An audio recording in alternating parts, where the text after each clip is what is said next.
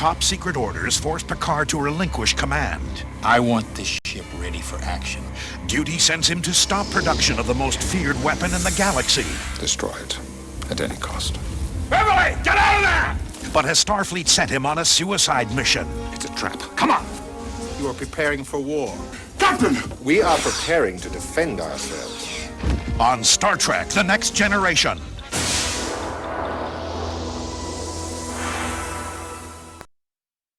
Held captive as a prisoner of war, Picard must endure the cruelest punishment imaginable. We cannot just abandon him. He's gone. Will torture leave him a forgotten casualty of war? I can't believe you're willing to sacrifice Captain Picard's life as a negotiation tactic. Are you questioning my judgment, Commander? Or can he survive the most brutal test of courage in his life? You cannot hurt me! On Star Trek: The Next Generation.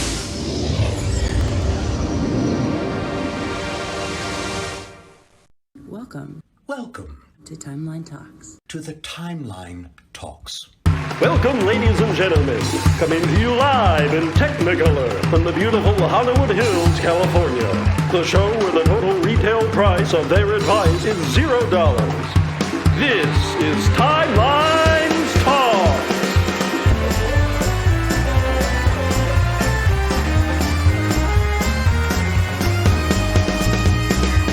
Featuring guest stars, Morph action figure collector, Kapla, It's Stars and Garden.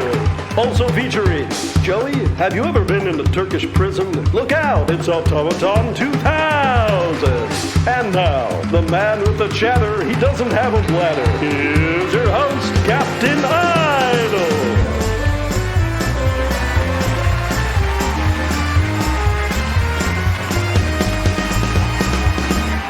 Yes, welcome, one and all, welcome, ladies and gentlemen, to Timeline Talks, the premium exclusive #1 show for all things Star Trek Timelines. I am Captain Idol, your host, and I am joined by the two most fantastic, voracious, sexually appealing co-hosts one could find in this sector of the quadrant, Stars and Auto.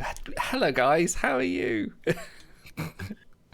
Idol, if you want to experiment with your sexuality, just let me know. I know a guy. Hey, we're meeting soon, you know? No. Yeah. I know. I'm sure I'll recognize you by the... play golf? Yeah, I'm here really good at getting the small balls in the big hole. Yeah, funny enough, we were talking about bean bags in the pre-show. That's true. How are you, Otto? Keep it classy, everyone. Oh, God, Keep it classy. Anyway. Yeah, they know better than that. Yeah, come on. Sorry, fiddling with my camera now. There we go. Yes, how are you, Otto? I feel like this show's boomer parent because I'm seated in a chair with my laptop, so I'm going to be talking like trying to figure out what's going on with the show. Put your laptop down, Dad. Come on, put it down. Angle it. It's not accurate until you get the good camera angle, and then they actually turn the audio off. So it's like you're muted. Dad, you're muted. Dad, you're And then you hit share screen, you just see all the gnarliest porn, and it's like, guys, come on. Oh gosh. Okay. Wow. Classy Timeline Talks. Yeah, we already broke that sound barrier. It's too late. We did that 2.5 years ago. Yes, we've got a action-packed show for you tonight. We're going to talk event winners. We're going to talk about all the latest crew. We may have some Timelines Talks originals, fake crew. We're going to be talking about the new collection. We'll have a little round of incompetence or grit. Sorry, Otto, you can do it better. Great. There we go. And yeah, we got some more stuff. But first off, we need to spin that wheel. Thank you everyone for submitting show titles this week, but there can only be one winner, so let us spin the wheel. You could win a new shuttlecraft. Evans of Wales, wow, double winner, won the 10-pack last week. Congratulations, Evans. When your sub expires, we will sort of chat with us. We'll touch base. We'll get there. Yes, so event winners, right? Never mind event winners this week. No, we'll skip it. We'll go straight. No, I think the big book would go down if you didn't do that. Literally would, wouldn't it? There's nothing to see here. No. We should shout out. So for the first event where you could win yourself a Agimus, No Name Namer won the event there with a stonking great score. So Bajoran claps all round. Also in the running, number 5, Blue Angel, recently unretired. Number 7, Nevark. Number 10, Sapko. Number 16, Asimov. 27, Evans of Wales. 29, Flash. 30, Gandoza. 35, Cat Extraordinaire Pahura. Numbers 37, 38, and 39, all Brody.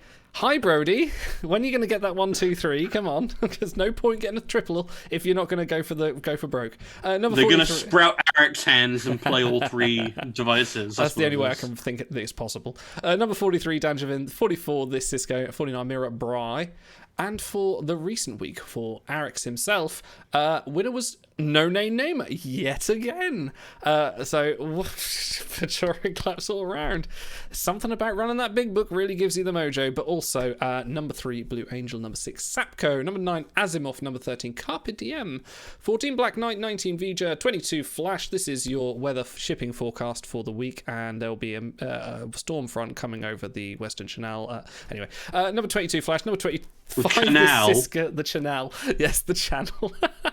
Number 29, Bright. You put me off now. 31, James D. Kirk. 34, Aliens. Why not?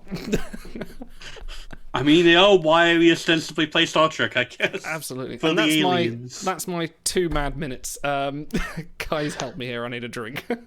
So they have that meme where the guy on the History Channel, he blames everything. He goes, aliens. Yeah, have you seen that? Yeah.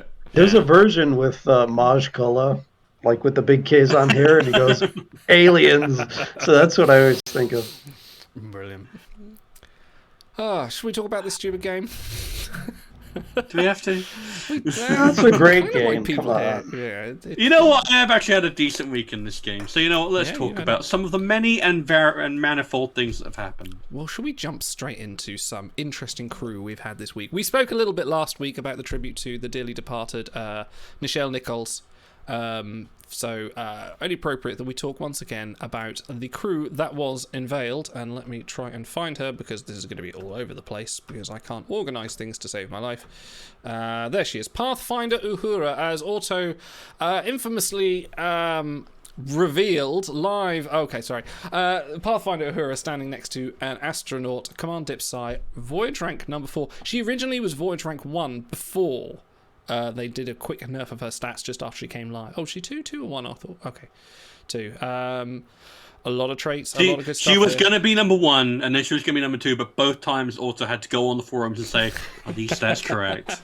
Nyota Uhura's impact on the cosmos cannot be overstated, both on and off the screen. Yeah. So, guys, how do you feel about this art? See, here's the thing. Objectively, it's fine. Objectively, it's even good. But, A, it's a missed opportunity to have her inside the astronaut suit, because I feel like that'd be more, evocative, it'd be more fun. And there is precedent. There is clip photos of her in various NASA suits and things like that, because obviously she was the big promoter for recruitment in NASA, wasn't she? Yeah. And secondly, the fact that the art of Uhura herself, beside the astronaut, is almost... Let me bring it up. I'm sure there's someone out there who can tell me that it's 25% different, because that's the way all the Star Trek YouTubers like to talk about, it's the 25%. It's very close to the awful 3-skiller who has existed for a long time, who was in a campaign, Nyota Uhura. This one, Like, if you look at the art of them both, like, it's literally just... real similar. Yeah, it's not quite as bad as the various McCoys in blue shirts doing slightly different things with their hands, but it's getting there. Yeah, it's not far off. It's different enough that it's very close. A little bit of lighting, a little bit of shading differences. Yeah, it really does just give me like, can I copy your homework? Sure, just make sure it looks a little bit different. And put an astronaut on it. Yeah, and it's like. But in the end, this is really just, nitpicking. We love to pick nits here. It's what Star Trek fans kind of love to do. And entire shows can be birthed out of picking nits of certain bits of canon. So let's be real here. This is a really nice tribute to Nichelle Nichols. And, I wouldn't be unhappy if she stayed at this spot in this general power for the rest of the game. I feel like that'd be an appropriate tribute. Otto, what do you think? This card is perfect, and you guys aren't going to talk me out of that. The art is fine. The art is more than fine. The head is Nyota Uhura a little bit, mostly, yeah. But, we don't... When's the last time you saw her on the show in a spacesuit? No. When you think Uhura, you think either that, read from the original with the earpiece in, or you think of her in the movies with the flap and everything. So it's fine. That's who you think of when you think of Uhura. Not, maybe not necessarily Michelle Nichols. So it's also very detailed. So it is what it is. They kind of went meta with the flavor, which I like.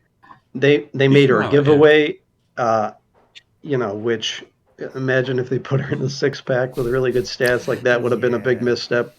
So she's usable. She will be usable for a long time. How many times have we banged the drum for Worf and Uhura to get something other than Command Obsec? They gave her that for the first time. She's got more collections than everyone except Spock and Ichaya, I think. So, they were liberal with cultural figure and hero, which, because this is kind of a meta fourth wall breaking thing, those do apply anyway. So, top to bottom, this is a big win for me. I think they did excellent. I have nothing bad to say about any aspect of it.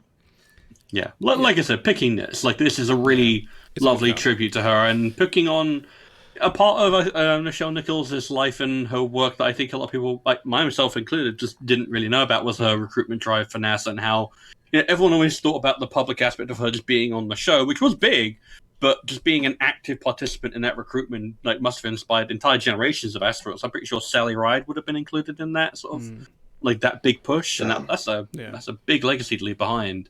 Right, Sally Ride.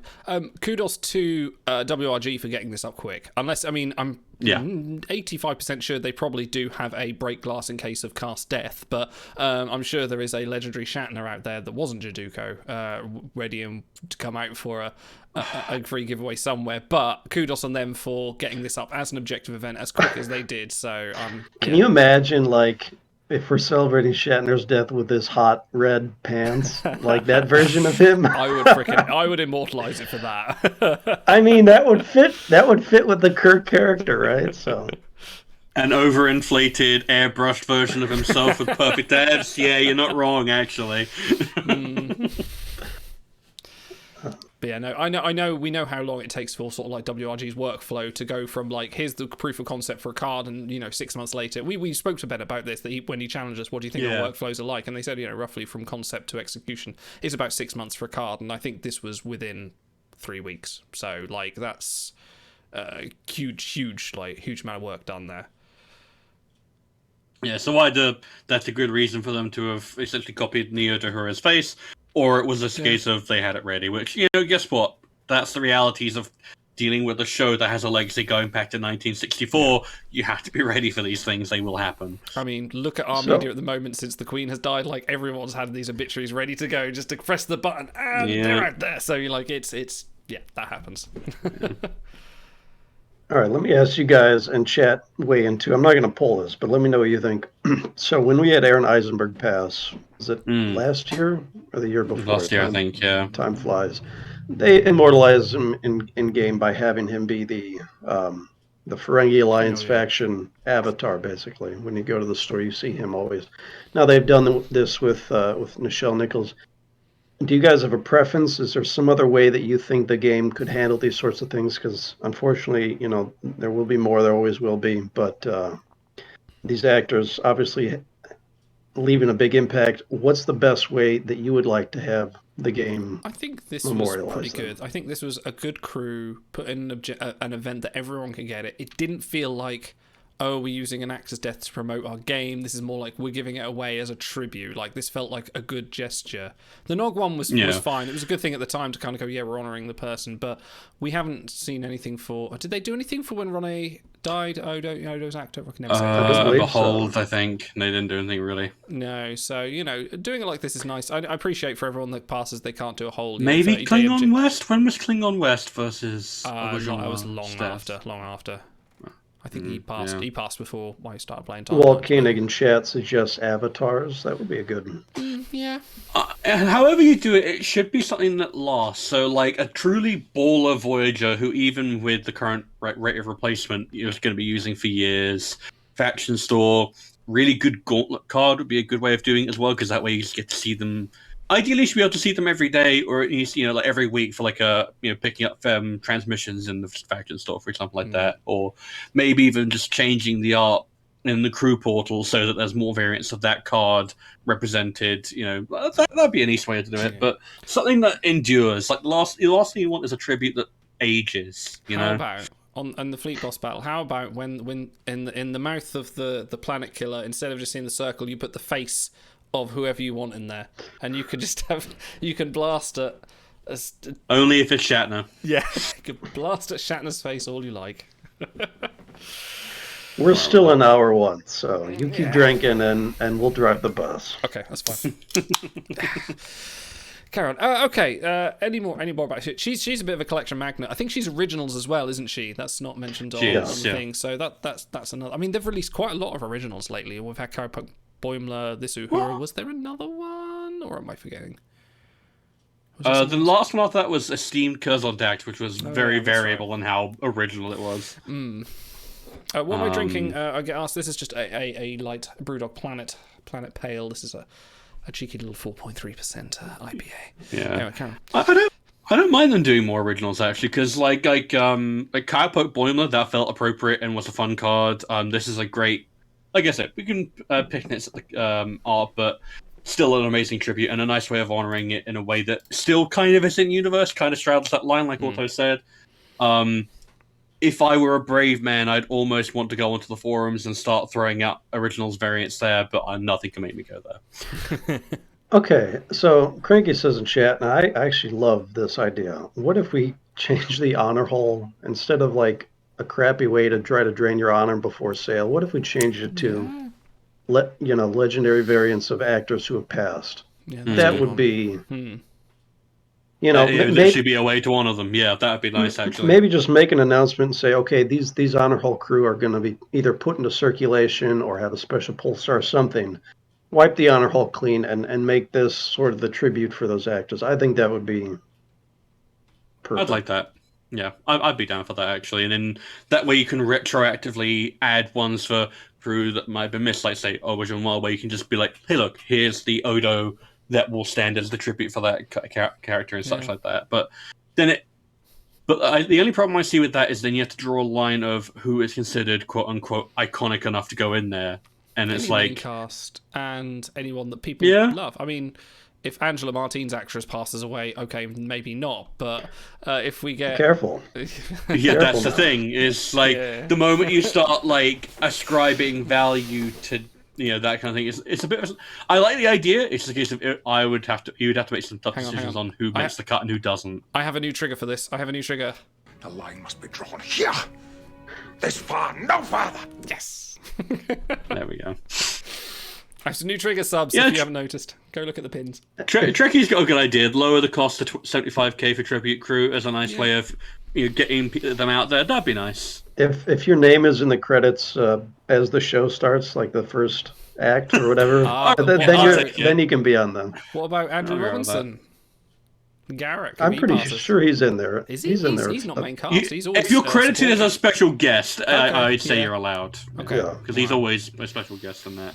So that way, someone like Diana Muldaur would also qualify. Yeah. Oh, Pulaski, of course. All right. Let's well-beloved crew, Pulaski, and all of her wonderful variants. So we have had. Hey, now I actually like Pulaski. I don't mind Pulaski, even if she does say data and is racist against. I like her more in concept than I do in the actual episode she appeared in. Listen.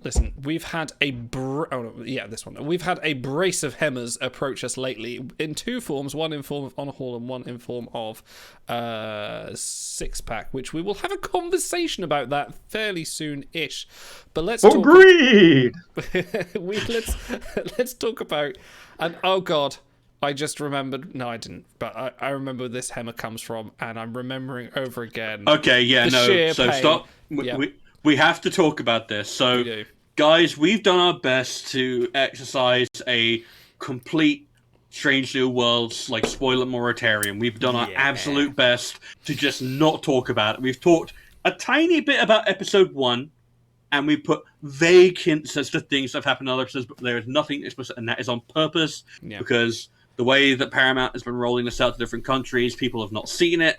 People don't have the time. People don't want to get Paramount Plus, which I understand. It's not like there's much else on the service apart from Top Gun Maverick. But Now we Fuck you kind of guys. have to start talking about these crew because Spoilers! they didn't just drop a Strange New Worlds crew from post episode 1. They dropped the second most spoilery crew they could have possibly dropped. So if you have not watched Strange New Worlds yet, please tune later. Go watch it now and then come back to this. Like, I don't encourage people to stop watching us, but do for this because it's a moment. So let's just give you five seconds to You'll see the crew's image on the screen when we change to someone else. Yeah, but we might still talk about that because it was a really painful moment. Oh my god, this is just... As a result of his encounter with the Gorn, Hemmer made the only choice to protect those he loved.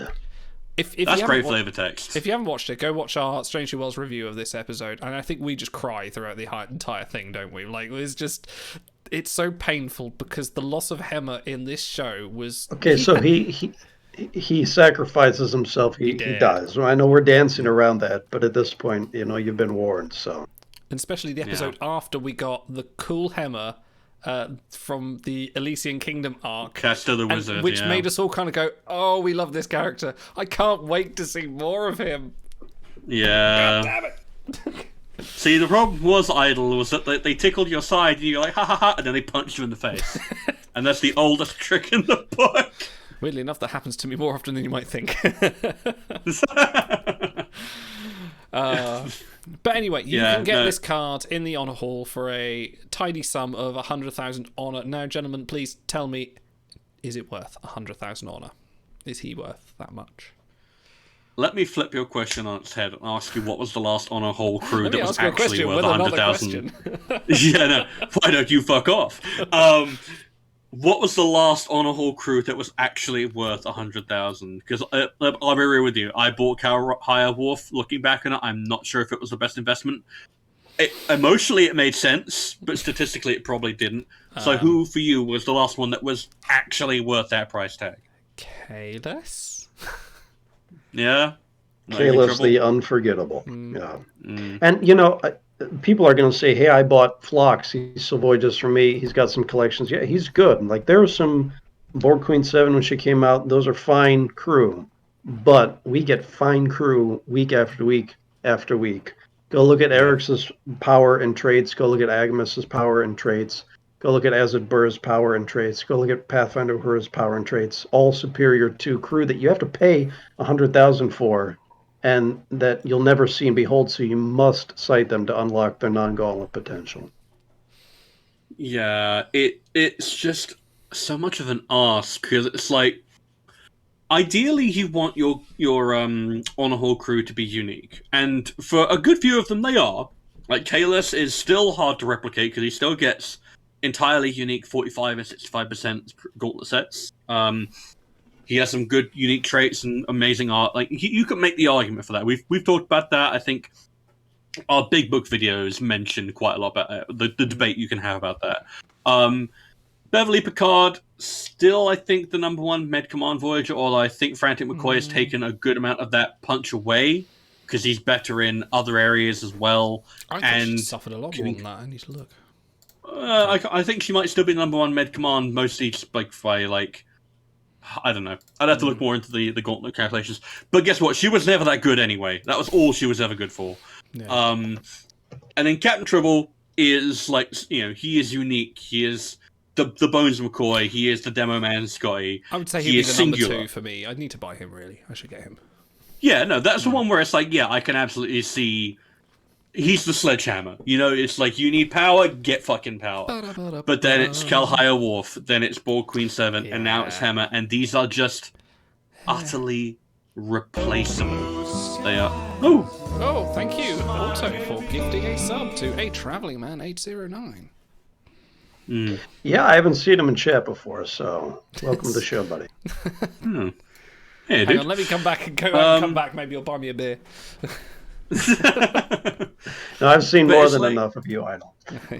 You've seen everything. I've seen it all. Oh, that's what I need as a trigger. I'll put that on the list. Hang on. Sorry. Like, you really do need to be absolutely singular. Like, this needed to be either a #1 base, or have all the collections in the goddamn world, or be a gauntlet crew, or have some ridiculous like kind of ship ability, he has none of those things.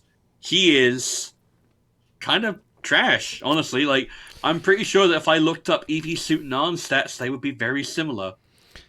Well, maybe a little bit worse because she's older, but then again, like, you don't have to spend 100,000 on her plus another 200,000 on her for the sites. Let me counterpoint. Depending on where you are with the game or how casual a player you are. Because if you're very casual or you're maybe 3 or 4 months in, and you look at it, and you're savvy enough to go, oh, I know what the rare skill pairs are, and you look at Sec-Eng Command and think, that's actually quite good. Anything Voyage 200 is 12-hour worthy. And this is, these crew are okay. We kind of talk from the ivory tower we spoke about before because we have a lot of crew. We hunt down these really good crew, and we already have people that are better. I'm not saying he shouldn't be better, because he should, but I wouldn't necessarily say there is no. And the same with like Phlox and Ball Queen 7 and Cal High Warp. Like, the inherent value is your rate in the game, and are you lucky enough to either retrieve someone better, or do you have the resources to retrieve someone better, or stumble into it in a pack, or actually have the capability to event? Because if you can just accrue honor and keep you going with a few sites, which if you're buying Uber Premium, or you're spending the honor on that as well, or regularly doing honor sales, then maybe you can get some worth out of him before he does fall off when you do get better crew. So I think there is a happy medium somewhere in there where these crew aren't good enough, but the shelf life, like we've said, is less than what should be. I see where you're coming from, but counterpoint, they are releasing 4-star crew that are as good as Hemmer is going to be at 1-star regularly. Like, we had, Lieutenant Commander Ron Dosent, the Lower Decks character. Yeah. He'd probably be about equivalent with roughly the same skill set, and you got 4 copies of him. Pull up in chat, folks. Yeah, pull up. They're going to have another one next week, and the week after that, and the week after that. Like, we had freaking, McDougal, and she was in a very similar position where she is going to give you most of this voyage power. And if you're new to the game, I can't really advise that you spend 100,000 on a crew like this. Kalis, maybe. Tribble, maybe in the long term, but why would anyone... Yeah, unless, I think guess I was what? just playing the reason to get this card is because you like the art and because you like the character. And I get that. And that would normally be enough to pull on my emotional strings and manipulate me in the way they want, but the stats just aren't good enough. So, yeah, and Ranarian says, what Idle is saying apply to any crew that he could release? Yeah, you're right. And I'm just sort of playing devil's advocate to try and it's a fair point. And if you my point is, depending on where you're on the game, maybe you've just come back after about 4 months, you realise, oh shit, I'm sitting on 200k honor. Oh, my Sec-Eng Command is pretty bad. Maybe I could pick up this Hammer, help it for a little bit. But yeah, I do agree with you. These crews should be better. Yeah. So it's sort of a 1-2 punch, because on his own, tenuous at best, that he's worth the value. But we also have, a week and a half later now, they release statistically better Hammer with some baller-ass art. I love this art. Did they just not even call him EV Suit Hammer? They just call him statistically better Hammer. They just really nudging it. I would have respected that at least, because then, Let's go over. At least they're wearing it on their sleeve at that point. Yeah. The art for both of them better is Hammer, fabulous, to be fair. A better Hammer, and he's in the paywalled 6-pack instead of the honor hole. Yeah. So, yeah. Do we want to shift over to EV Suit Hammer then? So, End Command Psi, better Voyage rank. He's got some good traits to him as well. Obviously, another Andorian. Everyone needs Andorians. That's quite a fairly toughish collection. In comparison, much stronger. He is sort of Voyage rank 54. I could see that being hit quite hard. Anyone that kind of starts in the 50s, especially these days with the meta, is going to drop down. He is Voyage rank 30 unboosted, so the boosts don't favor him at the moment, but he will age slightly better than that. You also have to keep in mind that he has a much stronger base, which is much more uncommon. Like an Eng base is hard to get a hold of, because if you're doing okay in fleet boss battles, you've got Demo Man Scotty, but you have to 3 out of 5 him.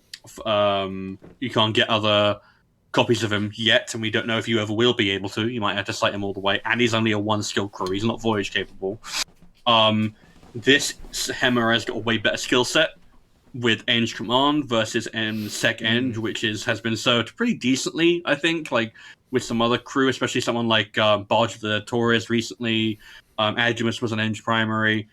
Eng Command is not particularly well served outside of someone like Captain Braxton and maybe one or two other crew, but it's not wonderfully well served. Vice Admiral Janeway, EV suit Reed, baby, yeah.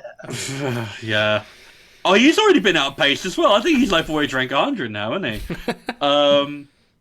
EV suit is a harder collection. Botanist is also a harder collection. They said while they got into their sports car and stroked over their hair implants. Yeah, he's just better, and it's like it really does suck that you had to just 1-2 punches. You couldn't even wait. You couldn't wait like 3 weeks. You had to just like no, now done. Like, I get it, but guys. Trapped in the cargo bay with Uhura, Hemmer dispenses wisdom while trying to dispose of the damaged core. This was a good episode. So, some months back, I did praise them on the show. I think it was Lara. Lara came out in a 6-pack, and she was very good at Gauntlet. And then a couple weeks later, they had an event crew, I think that was kind of Prophet Kira. Same skill set, similarly gauntlet-y. Not quite as good, but it's like, okay, so you gave us the premium option, made people pay for it. But, you know, not everyone wants to pay, not everyone can pay. So you give a 1B or a 2 to the number 1 option free in an event close enough afterwards. But this is like the opposite thing, you know, where you're asking people to pay a lot, a big premium on an honor hall crew. And then you come across with not a free one, but a paywalled option that's a clear upgrade, you know, in pretty much every area. So it's like, whatever I praised him for last time, I'm like, come on, you dinguses, you went the other direction with this one. So especially because with Gauntlet stays. Gauntlet doesn't change very much. New crew get added to the pool, but new trait sets only generally get added when you're good to come back, Trekkie, you're good. New trait sets get added only when a new exclusive drops, really. So crew that are statistically strong with existing sets are going to still remain strong. They don't take sets out of circulation. Whereas Voyage crew fall out of use all the time.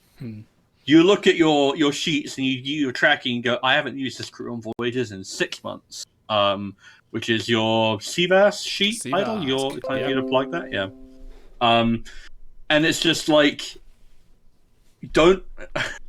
Fucking Windows noises. Gauntlet ages well, Voyagers don't. So don't put the Voyager in the Honor Hall crew with bad power and then sell me the good Voyager, because that's just a bad look. If you had sold me, like, if Vallejo Beta 5 Hemmer was a really good Gauntlet card, I'd be much happier with this arrangement. I'd be like, yeah, it's a bit of a steep ask, but at least that's enduring value that will last. I basically had to get Honor Hall Hemmer now, or I'm not going to get like any real use out of him. Really, not on my roster anyway. Do it now. For podcast listeners, will you buy Honor Hall Hemmer? 81% say no. 19% are undecided. No one said yes, but I've seen 1 or 2 immortalizations from viewers of the show. So. Oh yeah, definitely some bad. Do you know what I have to say about that Hemmer? All I have to say is.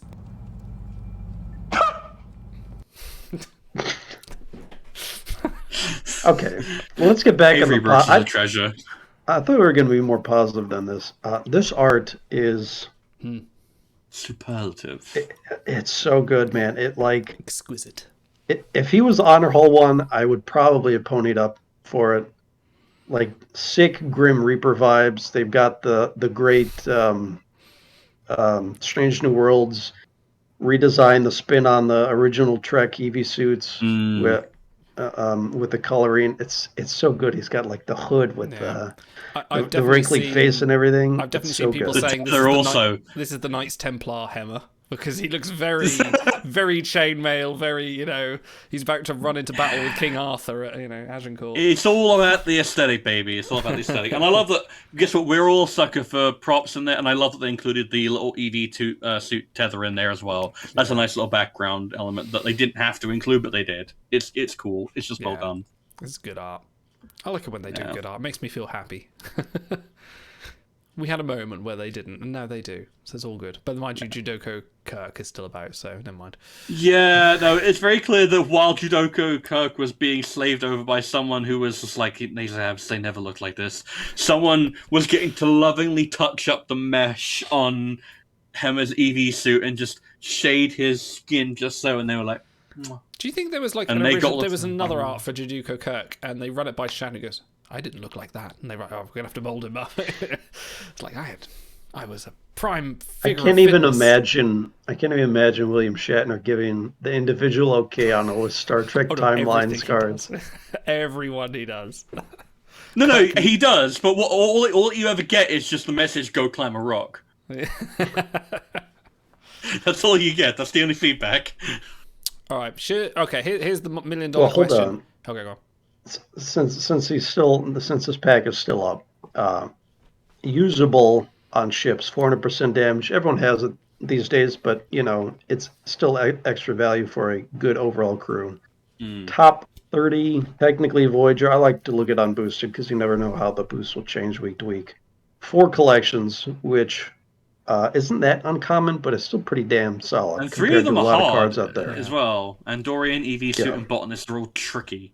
Top 5 base, and maybe we missed the boat. If we didn't get the Strange New Worlds mega last time, maybe we never will, but it could still happen. Hemmer will get events here and there, so top to bottom, this is a really solid card. He's not like super elite anywhere, but a good return on your investment. Probably will still be worth retrieving when he hits the portal. So yeah, and this is I would think so. Yeah. My next question is for those that have a dill surplus. Should you jump into a 6-pack for him? Like with the rest, I haven't got the art, but is the rest of the 6-pack worth getting for? Well, see, you do also have a shot at previous #1 Voyager, Camping Archer, and Portho. So. If you like your odds, then maybe, but you ain't gonna get them. You know you ain't gonna get them. I got lucky. 6 months ago, he was the #1 Voyager. Now he's like number 9 or something. No. They're really moving fast. Which is great. I like that. We've said this before. We're finally glad they've discovered power creep, and we're not getting, you're getting time out of your money now. Like it's great. Like look at Arix, look at Agamus. These are all going to be good gets. And long may it continue that we're not voyaging for Hernandez. Hernandez. Okay. Right, let's move on. Let's talk about the change in objective events. So we've had a couple of different objective events appear. One is running next week. A change away from our Super Rare supply, which is now drastically dwindling. This week's one is the Quantum objective event. So you can trade in, I think it's something like 10,000 or 15,000 crons. 10,000 chronotons. 10,000 chronotons and get yourself quite a fair bit of Quantum. And so my question to you guys is, and there's been a bit of a divide on this, is this worth doing? Like, do you think this is a good, and also, do you think this is a good balance for this objective event? So, I am wondering what they're softening us up for, because they never do anything generous without some kind of ulterior motive. Like the Darbo honor wheel, where it was going for credits. Don't trust it. We immediately then had retrieval, and suddenly all your credits were gone. Whoops. Sorry about that, guys. So I'm wondering what is going to be needed for chronotons next. Here's the thing. Retrieval is one of my favorite aspects of this game because it is entirely up to you. You can choose to retrieve the #1 Voyager currently in the portal. You can choose to retrieve Princess Tonya Barrows. You can choose to retrieve Jamel. You can retrieve Vargas if you are so inclined. It is all according to your personal wants, whims, needs. You can just choose whatever you want. It's not like diving into a 6-pack where you can throw 55k away and not get enough for even one copy of the crew you want. It's not like participating in an event where you have to throw away God knows how many I thought I only needed 10,000 chronotons to rank XYZ amount in this event. Oh, I needed 15,000. Now I'm broke. It is a set amount of time, set cost, and you can just have whoever the hell you want because ISM is given away like candy. So, while I can understand that there are people who don't have the chronoton balance to do this or don't feel comfortable doing so because they look at something generous and they go, why are you doing this? I totally understand that logic. For me, this is a total no-brainer. I did it the instant I could, and I retrieved a triple collection header, froze them, and I'm already on track to my next one. And I'm just like, you know what? This was pretty much perfect for me. This is maybe it's more for later game rosters, but I couldn't see a single downside to this. The only downside, actually, no, I am low on credits. I will have to somehow spirit up 3 million credits in a very short amount of time. I will find a way. Open all those supply kits. Ooh, they're open. Noted historically great actor Shia Porn did bring up early in Discord. He said, they should have given away credits with this. And someone said, I can understand, but I don't agree. And it's like, they could, but they're also business, and they have 24/7 running a credit pack in the time portal. So it's like, this is, it's a free gift, and if people have the credits, then it's, it's great for them. If they don't, they can always sit on it a while until they have the credits, or maybe they do want to spend a little bit and buy the credits. But so it is nice, but just a little bit of hook from them is interesting. That's all. There's two sides to this. So like, have to ask. I mean, my bias on this is I don't really play a lot of events. I play the odd one every couple of months. Like if there's a crew that I go, oh, I need them, or I like the art. There's an art I like that's coming up as like I really want her for the art, so I may event for that. But I don't play a lot of events. So a lot of my crons tends to be what some people that know me have affectionately called idling, because I just don't spend crons. I don't level up crew. So I've had a big stash sitting there for a while. Same with credits as well. You open all these packs, you get credits. So there's two sides to this. Either you don't have the crons, you don't have the credits to do the retrieval, or you can stash all this. Like you can go above the cron cap, but you're still constantly thinking about that timer. You're not gaining any. Sorry, not cron. Quantum cap. Sorry, it's similar to the cron cap. Yeah, I was going to say, who the fuck is worrying about the quantum? No. Cap? Yeah, sorry. It keeps me up at nights, actually. I could be gaining a whole chronoton right now. Yeah, so there's that to figure out. So I can appreciate some people that do play every week's event that also level up all their crew when they get them, and also sort of are playing the game like how WRG would want you to play the game, like be actively leveling everyone, be playing every event, not like me being lazy and just can't be asked, and just hoarding everything like the player I am. So I can see from the players, from them to kind of go, oh yeah, you've now got to spend 10,000 chronotons to get some quantum, being a bit of a tough ask, but I feel like they'll run this again. I think people should hoard for this, like, because this is easily worth it. Like I went in just kind of going, this is, like you say, this is a no-brainer. I had the credits. I opened all my supply kits. I went to my Galaxy pre-farming sheet and got everything. Like I got shitloads of coffees. I got loads of like database panel things like that. You went on your shopping list and you were going down the aisle like absolutely. And I just opened the supply kits, and then I mean you earn credits for supply kits as well, so it kind of covers that a little bit too. So this was kind of a win-win for those people like me who just hoard and don't play the game properly and just focus on retrieval for collections, because properly. That's the kind of for people that's who I am. So but I can appreciate it, but do you think they'll run this again, and do you think they'll run it harder?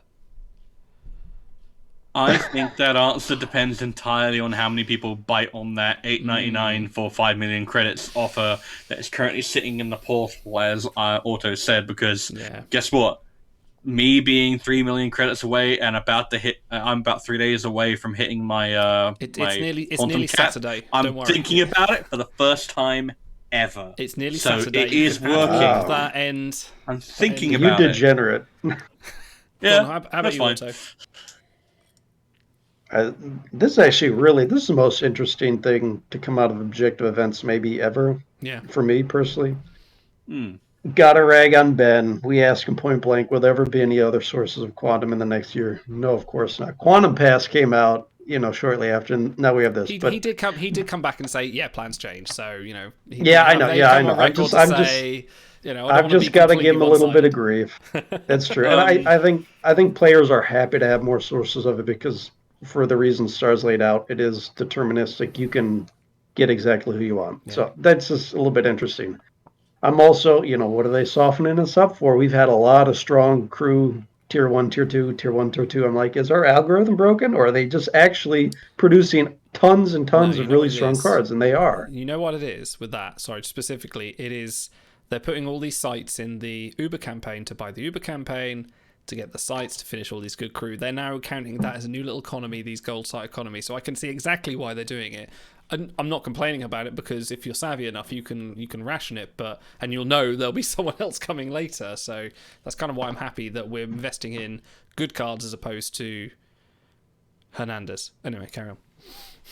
The game is just down for a reckon bunch on- of people, but that's not important. We're talking about She other was the things. second Starfleet captain to be in command of her own NXO starship, and you're just ragging on Hernandez. And It's she's not her a fault she's got two-skiller shitty piece cards. of trash. All right, hold on. We're not talking about Hernandez. Let's stick on topic. I'm for a talking minute. about Hernandez. All right, so yeah, what I buttering this up for? So you can pre-farm. This is not really hindrance if you're a Galaxy player. This is just moving. It's just shifting of what time period you're going to be farming. If they do really strong skirmish crew, then yeah, you're going to be down chronotons. I wasn't sure if I wanted to do it at first because I do like competing in events. I didn't have a stockpile of chronotons. I ended up doing it anyways. So there's a lot of little angles. Will they rerun it again? Who knows? Maybe it depends on sales. Maybe that's like a once a quarter type thing for them. And then, what do you do with the extra influx of quantum? Not everyone plans out their retrievals 18 ahead of time and know what they're going to do for the next year. So it is fun to have a little bit of spending money to throw around, do what you want with it. For podcast listeners, will you? How much are you competing in this quantum objective event? 71% will complete it fully, 18% are going to ignore it, and 12% will complete part of it. That's another angle to it, is you don't have to do all of it if you don't want to. It is metered. Here's a thought. Yeah, I am wondering, because what could they be softening us up for? Like, we've already spent all of our millions of chronotons on, crew, Barge of the Dead, Torres, and Agrimus, and, They could do a Dabo quantum, or a Dabo chronoton sale where you have to pay chronotons instead of... they've already done credits and honor and, Ooh, I don't know how I Can feel I pay about ISM instead? Well, the thing is, how you feel about this depends on what your chronoton intake is, right? If you can get 600, 700 chronotons daily from your voyage, and you don't have to really worry about it, and you're not having a massive outflux of chronotons because you have to equip every crew for an event, then spending this amount of chronotons doesn't feel as bad as if you're newer to the game and you're constantly running your chronotons ragged, or if you're a miser and you're like, I'm planning for a galaxy event or a skirmish 3 months down the line because I want to go for the win. It will vary quite a bit depending on your strategy. So here's a thought, and this will tie into next week's Fleet Boss Battle objective event.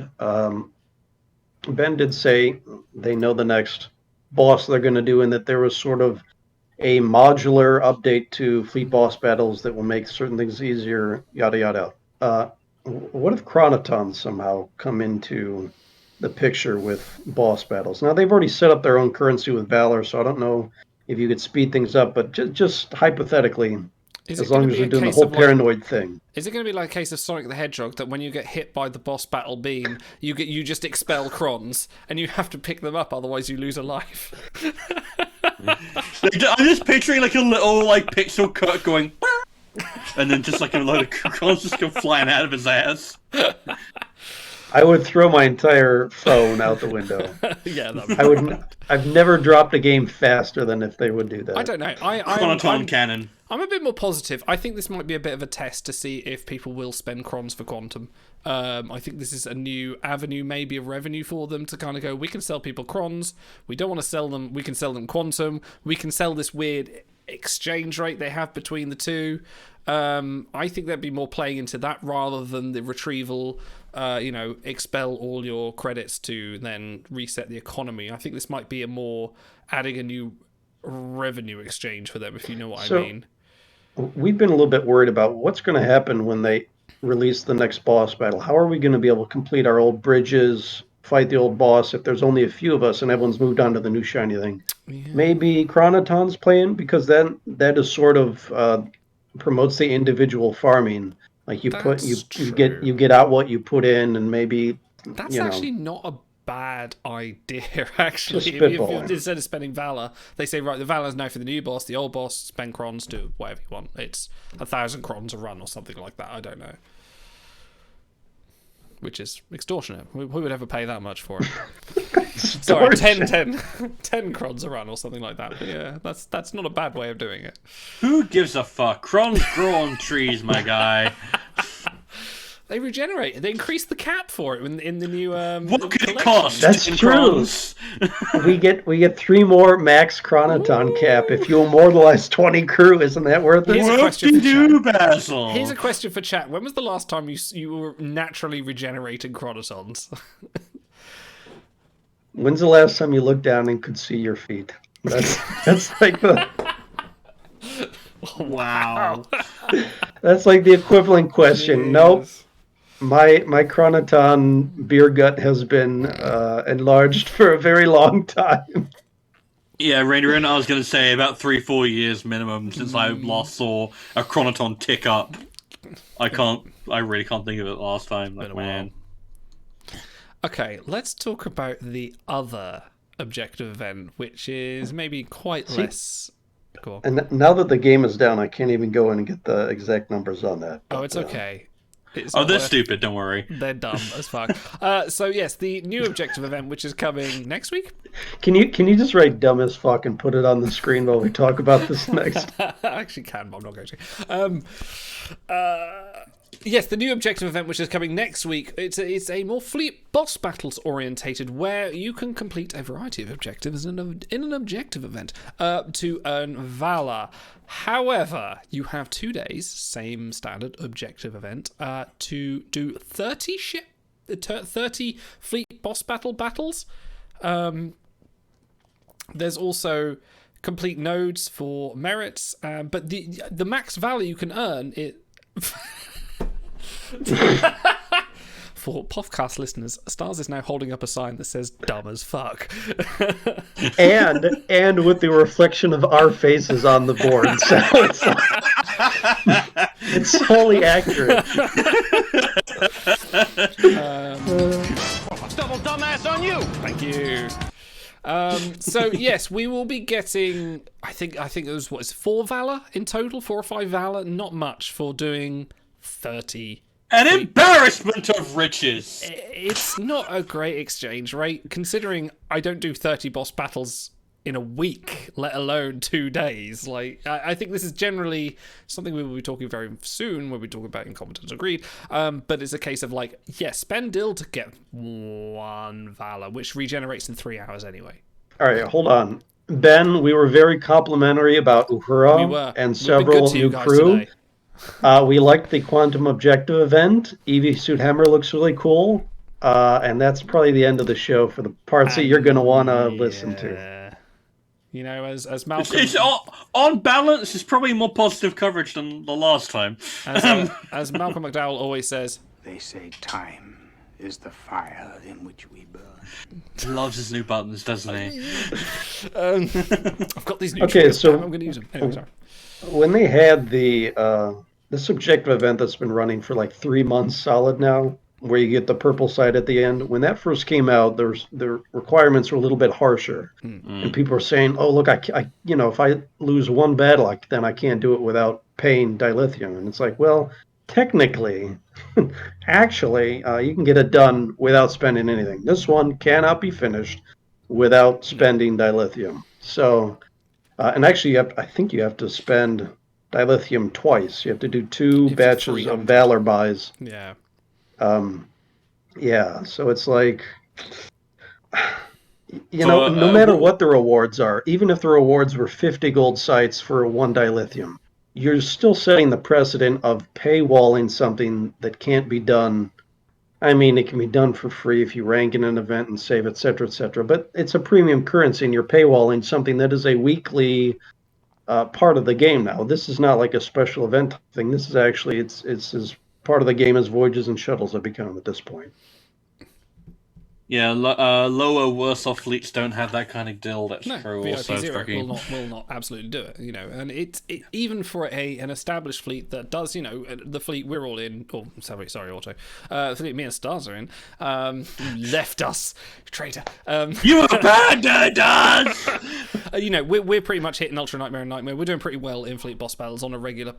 Thank you, Racing course. Liners. Hernandez is the best. Way better than Archer. Her card is crap. Yes, I will make a Timelines Talks original that does her justice. Even if for the fleets that are doing really well at floss battles.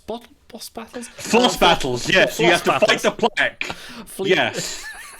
The artifact is the dental floss that will fight back the giant windsock of evil. Were you a dentist in a past life? Even if my teeth, you fucking wish. I even forgotten what I was talking about. Even for those fleets that can do those regular boss battles, that are doing them on a regular cadence, there's no way you can do 30 in the 2 days. And not everyone is doing nodes. I don't do nodes. I have a moment where occasionally I will do them once in a while. Yeah, you're allergic. I'm allergic. Noted I allergic. can't touch them. I'm Frank very affectionately called me the fleet tank because I just do damage. I just do damage. Like I think I did sit and do a nose once, and then I was just like, I can't sit and look at this spreadsheet anymore. I know, this right? benefits my fellow man. I can't be doing this. I could be doing something worthwhile. Yeah. But it's an impossible. Pull up in chat. Yeah. Pull up in chat, folks, while we're talking about the Fleet Boss Battle Objective event. Okay, so the redeeming quality here, if there is one, people that already regularly buy Valor, either for their own bridge or to help out the fleet, now they're going to get a few extra Valor from this. So, like we said, I think the way it maths out, you have to buy Valor twice. So if you do one day and then one the next day, 300 dilithium is the minimum you have to spend to get extra Valor for something that maybe you were already doing anyways. But so for anyone what you're saying is this is going to be Frank's favorite objective event. Maybe he's going to be the only one that completes it, I think. See, I actually, we all complained about not the power up, the last objective event where the margins were so tight you had to be perfect, but technically you could still do it. Unleash, right? That would have at least been understandable if they did it for this, but this one literally can be done without dilithium. But what's even worse? What's even worse is the rewards are paltry because it's like you do 30 ship boss battles. It's one Valor you can earn in 3 hours by doing nothing at all. Like you just have to sit and wait. It's like doing nothing at all. Indeed, yeah. Thank you, nothing at all. So this really does feel like it's something aimed at the whales who, hey, if you guys are buying Valor anyways, here's a little bit extra.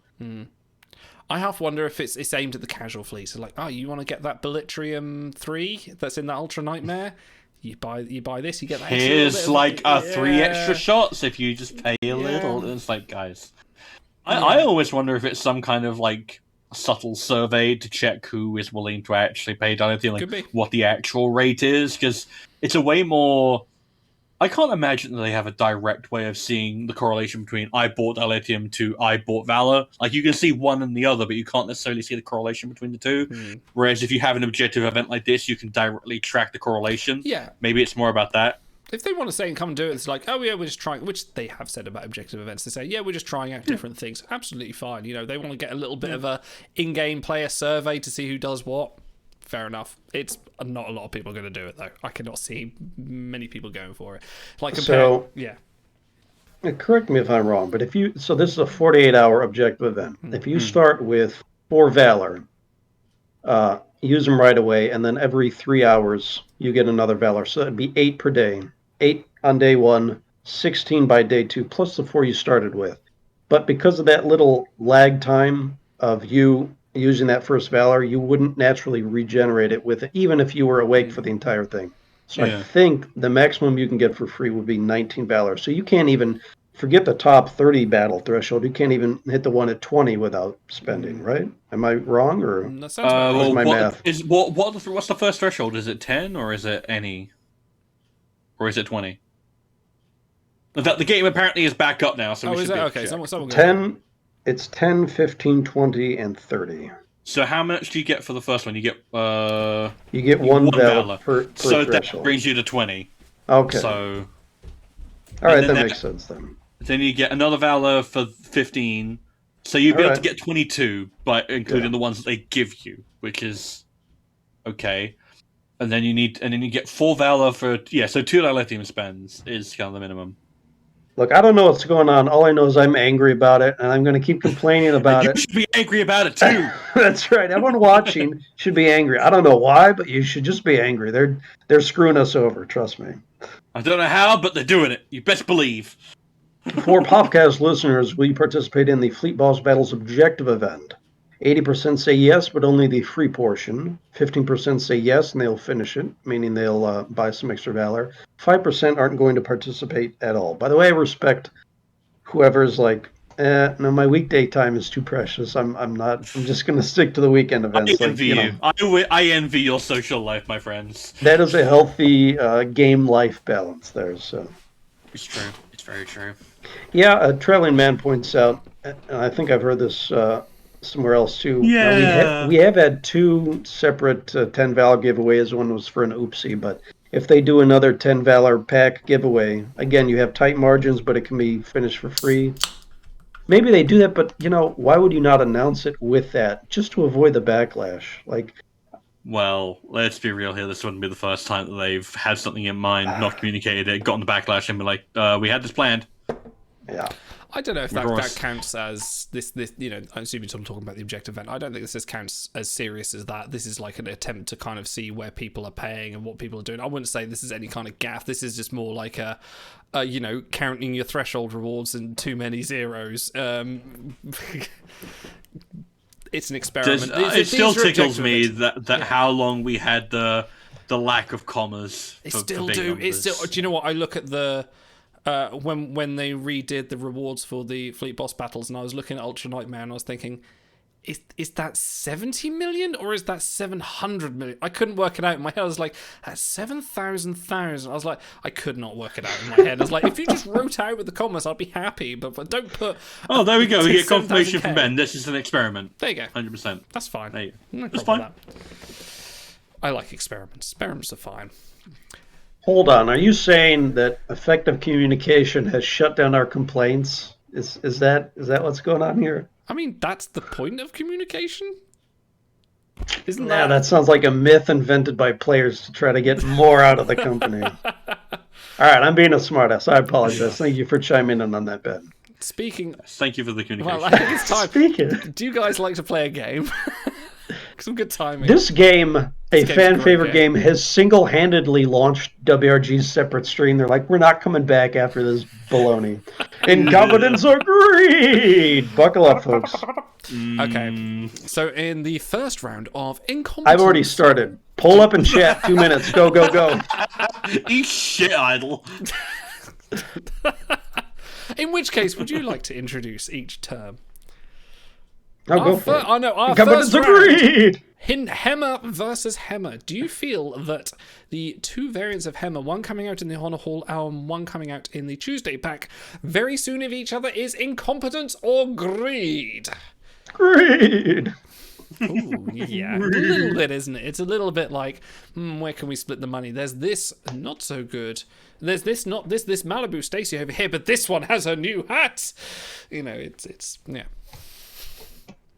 It's not a great look. Like I said, they could have completely mitigated this if they had just made Vallejo Beta either way better or made him a gauntlet card, or even just gauntlet capable, because it's not like Energy Command is a massively well-served skill set outside of EV Super card and 1 or 2 other cards. Even just like a few random trait sets to really stick it in there would have been like, you know what, that's value, that'll last, but for Voyages, this was just not a good pick. And then to debut someone with a better skill set right alongside it, it's just not a great look. And the thing is, I get the impression that people at WG, sometimes we accuse them of not watching the episodes, and it's like, because sometimes we can tell that they haven't. Like Judoka Kirk, like, if someone did watch the episode, they watched it a long while ago, because he doesn't have the counselor trait, which he rightfully should. You And should the- have the counselor trait. That's an Yeah, accurate the representation of brutal episode. trait is pretty funny too. Yeah, but here's the thing. I get the feeling that everyone, or at the very least everyone working on cards, maybe everyone at the office, has seen Strange New Worlds and Lower Decks and genuinely loves it. I get the impression that people who work on this game are fans, and that effort shows in the creation of these cards, especially in the flavor text. Like, the Lower Decks flavor text has, without exception, been incredibly fantastic. Where was I going with this? I'm back on track, don't worry. So you watch Strange New Worlds, and with one or two exceptions of heartless monsters like Auto, you warm to Hemmer, you love him, you feel the loss.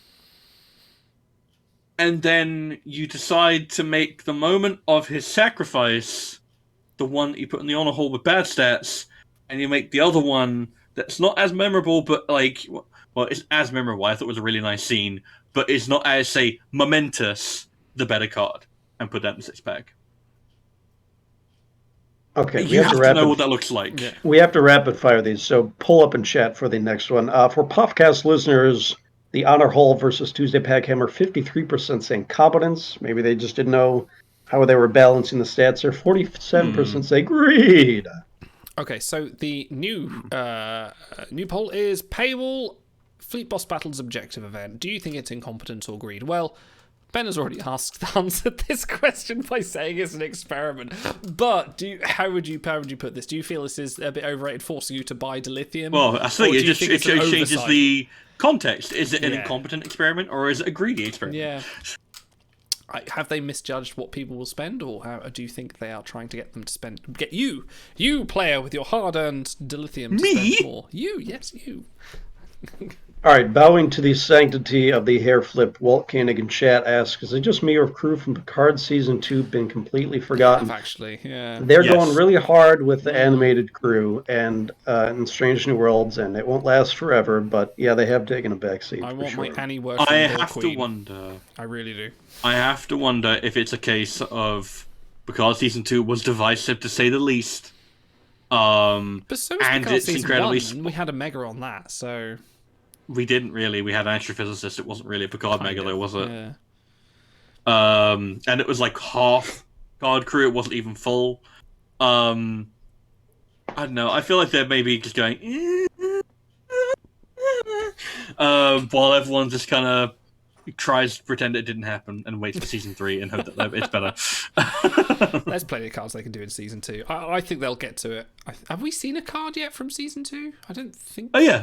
To 2024 Raffi, 2024 right, yes. Picard, and 25th Century Q. Yes. Of course, yeah. But yeah, there's plenty more they can do. Yeah.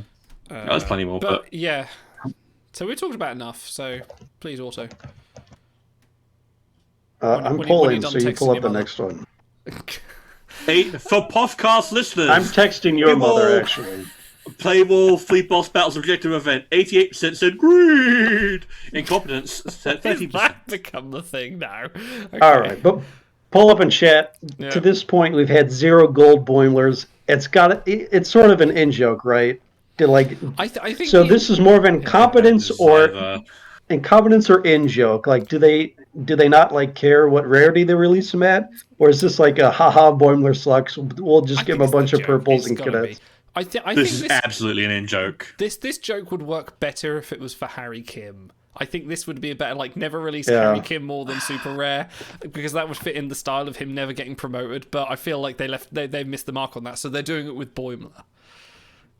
Well, actually, I feel like we already lost our chance to do this Kim way back in like 2016 when Rogue Harry Kim was a launch card. Like, we lost that chance right out the gate pretty much. Because then Beowulf Kim, I think, was also already gone. So the best thing you can do is recover with this version of Harry Kim, which is Boimler, and it's hilarious. It's really funny. Because guess what? Half of them are really good. Like, they usually at least have 1 or 2 collections. They're at least usable on voyages most of the time. The art is usually pretty good. It's 100% intentional. They are having fun because I think if we get Excretus of Borg and he's not gold, I'm gonna flip some tables because he has to be. Yeah, he needs to be a baller. I don't play this game. I just come on here for the bands. So I think Excretus of Borg is like probably the most badass Boimler moment because he pretty much like he runs that simulation so many times to win it, and then he ends up pretty much he beats it, doesn't he? So like that's he got 100%. He did. Yeah, he has to be a legendary for that moment alone. He has to be, yeah. Because it's also like the kind of not quite the absolute apotheosis of his like his journey, because he gets the affirmation from Captain Freeman that he so desperately desires, in which he says he's one of our best, and even Mariner's like, "Wait, you think that?" You can only imagine what Boimler would have reacted like if he'd known she said that. So I feel like gold has to happen, which means we won't get him for another 3 years. For podcast listeners, is the gold Boimler thing incompetence or an in-joke? Most people think incompetence, although because of the way that's structured, maybe we didn't make that a very clear poll. Was the cloudiness of this poll incompetence or greed on our part? Clearly incompetence. By the way, if we're going to talk greed, September is happening, so if you need to buy a sub, it's the cheapest time to do it. Okay. Next all right, one. folks. One last one here. Okay. I got this. Oh, okay. Okay, so... I know, we're going to leave that other one. I won't pick on the scabs. Is the new re-rolling your Fleet Boss Battle buffs into possibly worse Fleet Boss Battle buffs, is that incompetence or greed? Ooh, that is a bad system. Do you know anyone that's actually spent dill on that? Can I say both? Can I say both? Yes.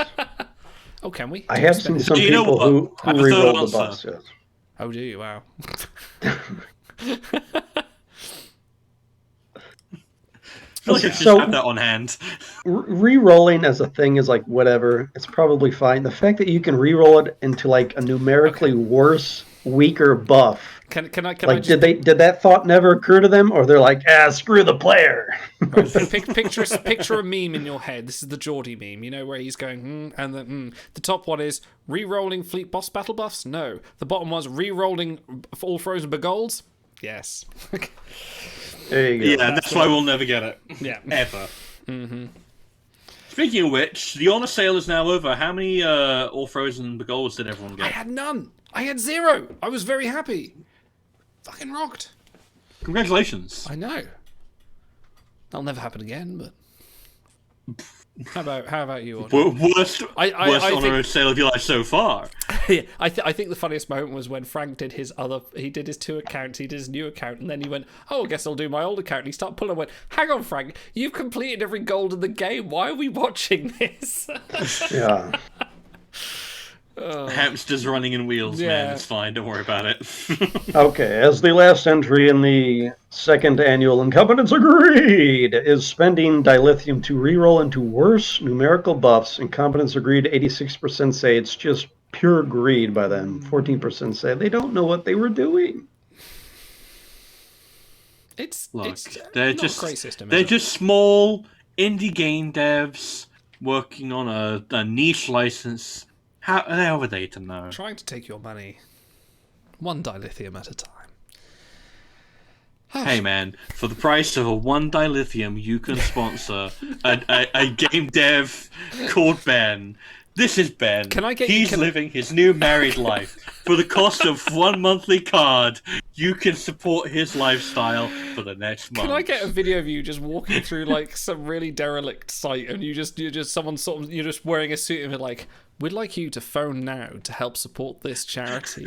Look at our poor in developer the arms of an angel." No, you know what? I'll do that, but only if you spoof that Avery Brooks IBM video, because that's hilarious. I've not seen that. Oh, dude, it's fucking like 5 minutes of Avery Brooks just losing his shit about computers. It's hilarious. I have to see that. Oh my gosh, I know what I'm doing after the show. He's so hyped about IBM. I may play that then before the next show. Hang on a minute. You know what this calls for? This calls for, if we're talking about Cisco, we need to do this one. There you go. It's that Michael Jackson level. He just does it out of nowhere. I can never get that part in the emissary. I'm just like, why are you this excited? Are your feet hot in the sand? He's burning his feet. Come on. He's also seeing his wife for the first time in like 4 years. That's true. That's very true. He's yet to relive. Right. He's having to relive his life. Okay, let's move on to a different kind of crew. Let's talk about the gold that you can win this week. Yes, it is this week. Esteemed Tom Paris. Please, also, would you please read the flavor text? It's not every day an esteemed member of the VOI visits the USS Cerritos, but when one does, Boimler's there to drool all over him. So. That's really good. So, it's good, but... Hang on. He's wearing the wrong uniform! This is the plate Paris. This is the plate Paris off the plate, which stars you pointed out to me when I contested this. But then the flavor text came out, and it's the wrong. It's giving context for his appearance. All right, hold on. I gotta ask the real questions. Do you really want a plate Paris and a real Paris? Yes. Hold on, Ben. If you're in chat, his ship battle quote says, "This is how we kick a pound in the Delta Quadrant." You had a $sign sitting right there. Was that deemed too offensive by someone, or was it incompetence? Agreed. It was Shan. I want to kick ass with the $signs. That would have been the hubris, not the dollar pound exclamation mark hubris. The hubris. Yeah, but which Paris is this? Is this esteemed Tom Paris? Both. That is... Why? It's a blending of both. We are not having quantum Paris here. This can't be a different Paris depending on which way you look at it. Like because they are. It is the meta. It is the meta gestalt of the Tom Paris that exists both in Boimler's mind and also in real life. Yeah, Key Trekkie gets it. It's both. That's bullshit. Why? Why is it bullshit? Why is it bullshit? Why do we fall, live Master in a Bruce? deterministic universe. What you see is what you get. This is not a Paris that skirts the realms of boundaries of our physical reality. You can't just play around with the realms like that. That man went to Warp 10 and fucked Salamander. He can do whatever the hell he damn well wants. All right, fair enough. Okay, so I have complained sporadically about the Lower Decks crew being a little bit boring. The art was a little bit boring. So they did risk it with this Paris, but they put the halo of light behind them. Good. Which I think is, that really ties it together. So I don't know. I love it. Like, you can have your quibbles with it, Idle, but like I think this is a really fun way to do this crew. Don't get me wrong. If they'd have said this is plate Paris, I'd have no. And they put the right quote in there, but they put the quote for the Paris that has the uniform. I think you're saying it's wrong. I'm saying they're blending them both, and you haven't got an argument against blending them other than the fact that you don't like it. I don't like it. I don't like being. We're not. Don't say that. Don't say it's wrong. I'll think about it. Let's talk about the stats. I'm going to sit here and strop. Okay, so Paris, as we've mentioned. Sorry. As we mentioned You'll get previous... drunk and I'll win the conversation. It's fine. Let's talk about stats. Just kidding. Let's talk about drinking beer. Is that not the brand? Why say tier 3 also? What were you gonna bring your own beer? Or are you just going pub crawling or what? No, we're pub crawling, right? Yeah.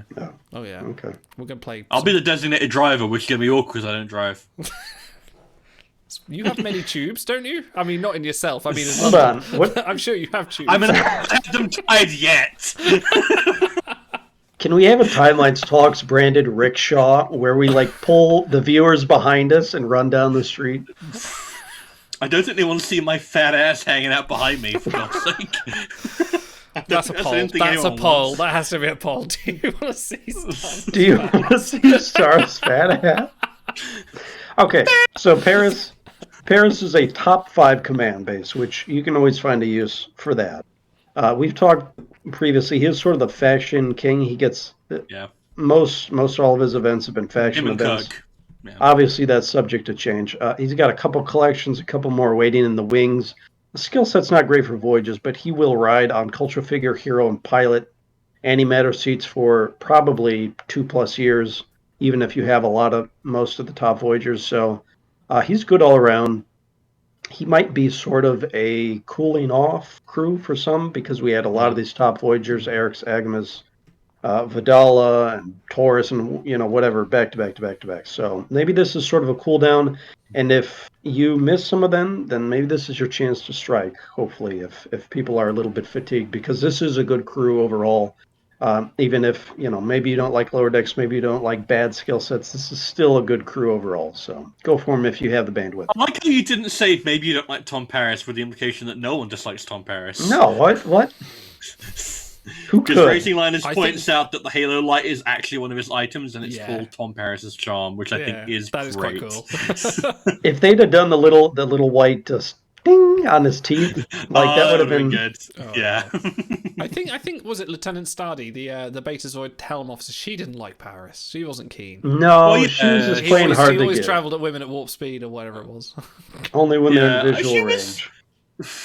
I think she was kind of into it, but she was also like, still douchebag Paris, so you cannot let him have any like reward. Yeah, he was still freshly released from the penal colony at that point, so it's like women. It's also a case of, I feel like the amount of like insufferable that Tom is directly related to how his hair is styled. Because if you have like kind of big hair like Paris from like season 1 or 2, he's kind of insufferable. But the moment they start letting Robbie Duncan McNeil just have his normal hair, he starts to become a lot more tolerable. He's the reverse Pike. Like the lower his hair gets, the more. Yeah, actually. Yeah, I think once he got past season 3, I will fight you. I love Tom. Tom is one of my favorite characters. Tom is cool. Like so that would make mutated bald Paris the most charismatic version of Paris, right?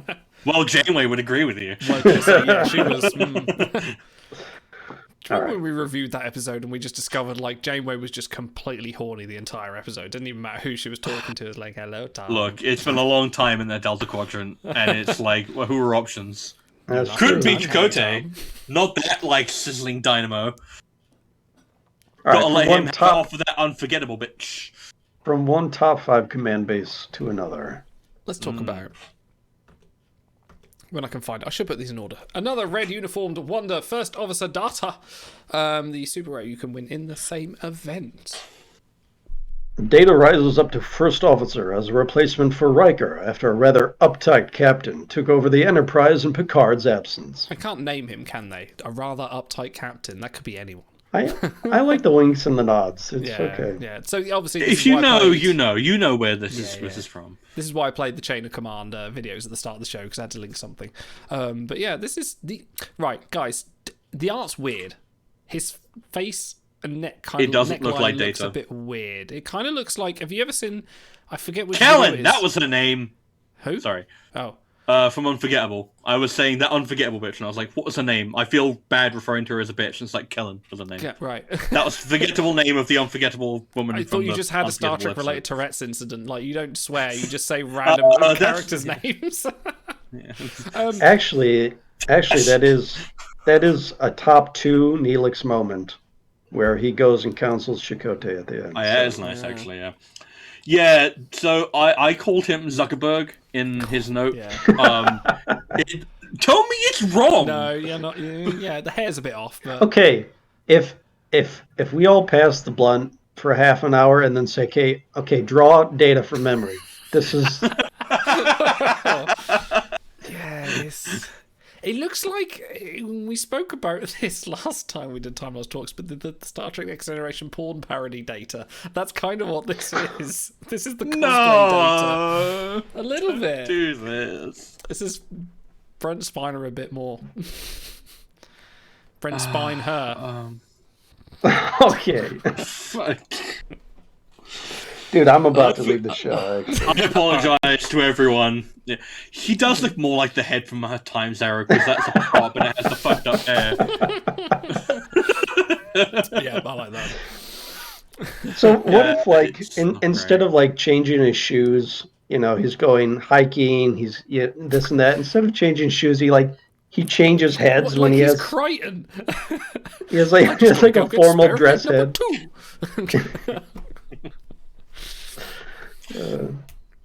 Anyway, do we want this card? God. I mean, he's statistically fine, but he's very, very He's less than some of his parts. I feel like yeah, +1 android. That's cool. +1 museum. Yeah, I guess That's a tough No, collection. he is a good crew. I think we just get fatigued a little bit with a lot of good ones. But if you're new to the game and you can grab them, grab them. If you're a veteran player and you kind of want to skip, maybe just grab one so you can sign them up later for the collection value. Yeah. So he's good overall. It's just I think a little bit of the fatigue. There's not anything like stand out about him from either the art or the stats. So I can sort of get that little bit of malaise. Kind of appropriate because his entire role in that episode is to be the yes man. Yeah. Which I always thought was kind of shitty of Jellicoe. Was just like, hey, you don't need your autonomy. Be my yes man. It's like, well, I have to follow my authority. I tell you what, though, the pose is ripe for a good bridge crew. It's just the case of, like, look which jokers I have right here, you know, and you can have anyone on to the left of him. The aristocrats! Yeah. And so this is also not, future imperfect data. The one where Riker is hallucinating. No, you can't. Don't even try. We have Admiral Picard from that one, and we do have red uniform Data who can't do his calculations in his head. Yeah, and we also don't have Parallels Data, who's also in red, who has the different combat. We have lots of versions of red uniform Data. Is this?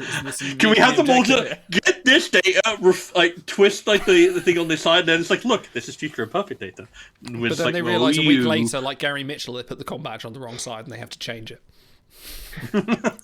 All right, they can do an event called All Red Everything. It'll be 3 different red uniform versions of Data. I would be okay with that. Oops, all command Datas.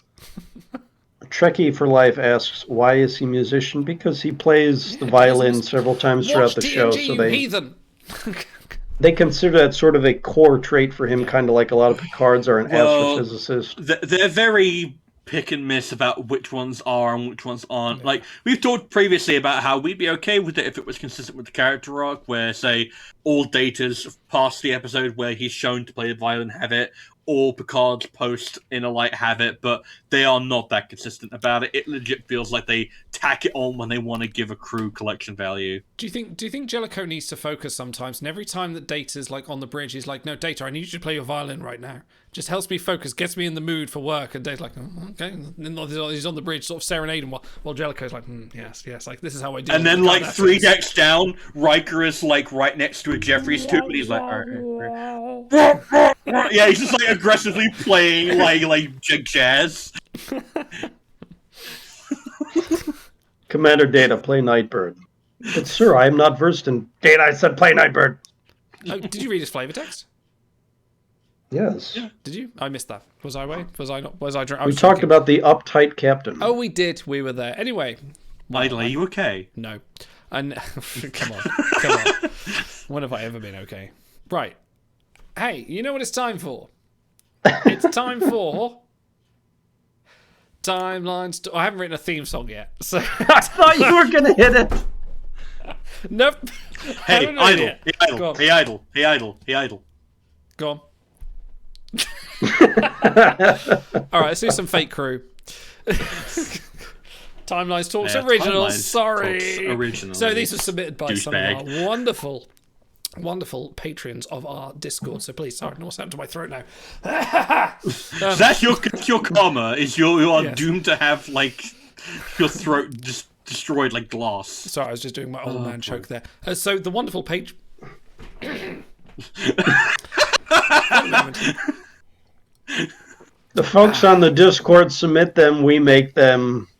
We do. And Idle will work on the theme song. Okay, let's go. At some point, yes. So, we haven't actually... The suggest bot is actually broken. I haven't actually fixed it yet. But we've got such a backlog of crew to go through, so I haven't fixed it yet. So don't worry. I've set for the next, 20 shows. It's fine. We're good for a while. So, first up, Admiral Q, Legendary Stars. Please talk us through it. So, this one was suggested by Cranky. This is one of the few outfits of Q that we don't have. I believe we're missing this one. We're missing 20. I was going to say 2060's Drug Soldier. I don't know if they'll make that into the game. That one was such a weird moment. Do we have Q in a Voyager uniform yet?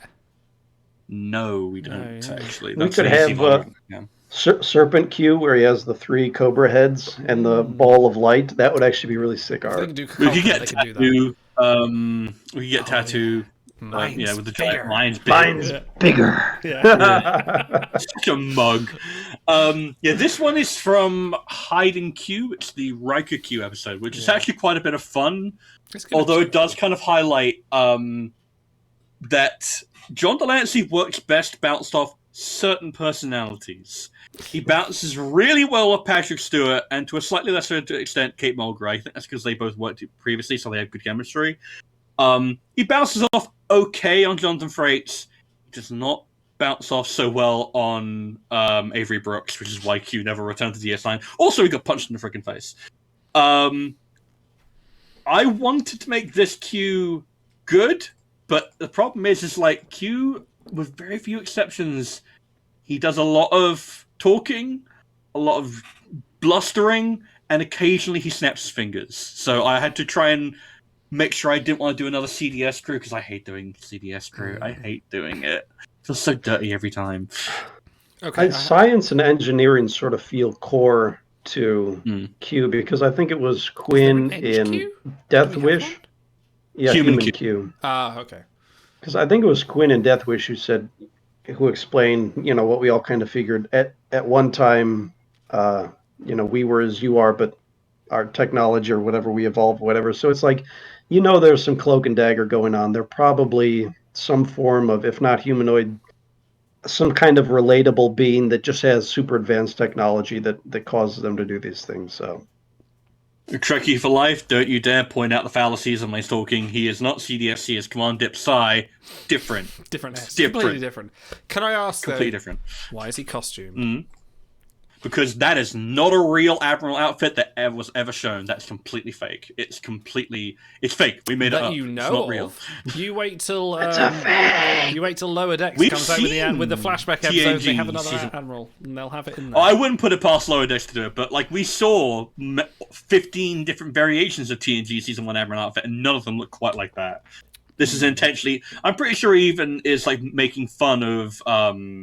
Riker, I think, says he's making fun of you, Captain, by doing the massive ornamentation that makes him look part peacock. But this is a fun moment for him. I think he wears that better than I think anyone else would. I can't see any of the normal admirals. Imagine Nick Shayev wearing that. They would not be able to pull it off. Can you imagine? Only Photoshop will save us now. Okay, so I'm not sure about the communicator trait, but I think I'm on board with all the rest of them. I went for communicator mostly because he's all about trying to get through to Riker and communicating the experience of being a Q in the context of the episode. For the scene, I would agree, because it's he's in this outfit for all of 2 seconds before he immediately changes again. You couldn't even see. I think Picard could pull this off. Kirk definitely not. No. Kirk looked weird in TNG style. Kirk in TNG outfits, No. Yeah, he looks okay in the First Contact one, but I keep on getting distracted because there's not a lot to say about this Q, although I do love the one I picked for his arena quote. Yeah. Moving on. Dr. Keela Ma. Do you know what episode this is from, Idol? I know the character. I cannot remember the episode. I remember seeing her. Hold on, I'll give you a hint. It's one that starts with the Riker hitting on a woman. Oh, no. Oh, that one. Any one of 300. This is obviously... This is post-season 3, I think. Or it's season 3 or 4. Yeah? No, you're going to have to give me more clues. I cannot remember. So the reason Otto brings up the woman that Riker hits on is because that's what they use to give this woman some ammunition, because the crystalline entity suddenly swoops in and eats up half the colony. This is Silicon Avatar, that's that one. which is a really underrated episode, actually. Yeah. She's the one with the vengeance, the vengeful nature against she kills it, basically, doesn't she? Yeah, she destroys it, completely shatters the crystalline entity. And it's really interesting because in some ways, I know that they did not have Juliana Taylor in mind, but she's almost like a fucked up version of Juliana in her, not just in her dress sense, but also in her motivation of, in a way, of protecting her child and of being about motherhood and failing to be a mother in a way. Because if you remember, her big character arc through this episode is initially distrusting Data because of Law's role in the attack on Omicron Theta, and then realizing, oh wait, you have my son's like voice, if you, so choose, and all of his log entries. And she starts asking, and it's that freakily recreates it, doesn't he? That's weird. Yeah, it really straddles that line of freaky and heartwarming. And it reminds me of those attempts now that they've just been doing of recreating people that they've been recently died in accidents or through like intensive care, and recreating them as like AI for people to interact with, and how that completely messes up the grieving process. And it's kind of interesting to see it kind of like called forward by so long. I was really tempted to give her the quote of "I did it for you, Billy," because that's like the big one from the thing, but I was like, too obvious, and I thought this was a bit more evocative. I think you usually do the stats without boosts, correct? No, I think this is with boosts. Okay, because I was going to say otherwise she'd be number one by a huge margin. Yeah, no, I do it with boosts because it's more fun that way. Okay, moving on. Vice Admiral Edward Janeway. This is a good episode as well. Very Janeway getting stuck in the moment. I think this is Coda, correct? Yeah. I think it is. Yeah. Yeah, this one was suggested by Luxie. It's the one that 90% of it is just her and Chakotay cause and affecting, crash the shuttlecraft over and over, and talking about Talent Night. And it's a fun one, yeah, because they start remembering almost immediately, almost like the second or third way through. This one was an interesting one to start up because it's like he's partly Edward Janeway, partly just this weird, creepy parasite. And I felt like Med Command made sense here. And also, it's a good skill set. I like giving people good skill sets. And how often are you going to be able to justify Med Command? But yeah, and I also appreciated the quote at the end, just before he gets banished back to hell, as Janeway says. And I was like, I'm going to make that the arena quote. I'm not sure if that's the longest one that would be in game. I think maybe Garrick has a longer one, but I was like, no, this has to be appreciated because it's just so ominous. I'm sure it gets picked up in some Star Trek book and completely savaged, but I could make a one. Did I not? I think you have done. Yeah, I think we've had a one skiller. We might have one in this list. So, moving on. There you go. Ponfar Tuvok. Uncommon security standalone seized by the Ponfar. I think Luke's been wanting us to put this in a trigger, but it's a bit of a weird clip. I don't think I can quite clip it quite that it works. But yeah, this is when he's sitting in the mess hall and something's going on, and they're watching a show and he just completely freaks out. You are thinking of Admiral Paris Walkernig. There were two Admiral Parises. Tuvok, I understand. You are a Vulcan man. You have just gone without for 7 years. About. See, there's a little just bit of wiggle room 4 there. years behind.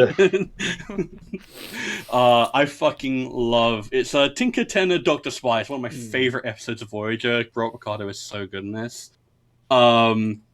This is a stupid scene, and it is kind of demeaning to Tuvok, but it's still hilarious. Yeah, and but Russ is just Tuvok is the straight man so often that it's like... Yeah, it's fair. I couldn't come up with many more traits. I was like, do I want to get brutal? I was like, no, that's an unfortunate implication. Wait, so hold on. This is a daydream of the Doctor, but it's like in his mind. Yes. So would but he wasn't projected anywhere, so he's not technically a hologram, right? Do holograms dream of holographic sheep? Well, no, he would be dreaming of the real Tuvok that he's saving, right? Yes, but it's still a daydream inside his head, which was holographic in nature. But it's not projected anywhere. You can't be a hologram if you're not a projected light and force field, right? Well, that begs the question, is the Doctor still a hologram if he's turned off? Well, he would be a program in the buffers at that point. So. Yeah. But we don't have a version of Buffer Doc who's like... It's just like a comm panel. You just see a server farm. Yeah, that's about right. Oh wow, we're getting very metaphysical this episode. Is it a real Paris? Yeah, no, it's the questions of life and existence. Oh. Gosh, I'm going to question my reality in a minute, and then we'll get into Westworld. It's a good episode, good scene. It is a good one. Yeah, okay. good fun. Sir Lancelot Rios. And you can never hear La Donne Mobile again without singing the Voyager lyrics to it. Yeah.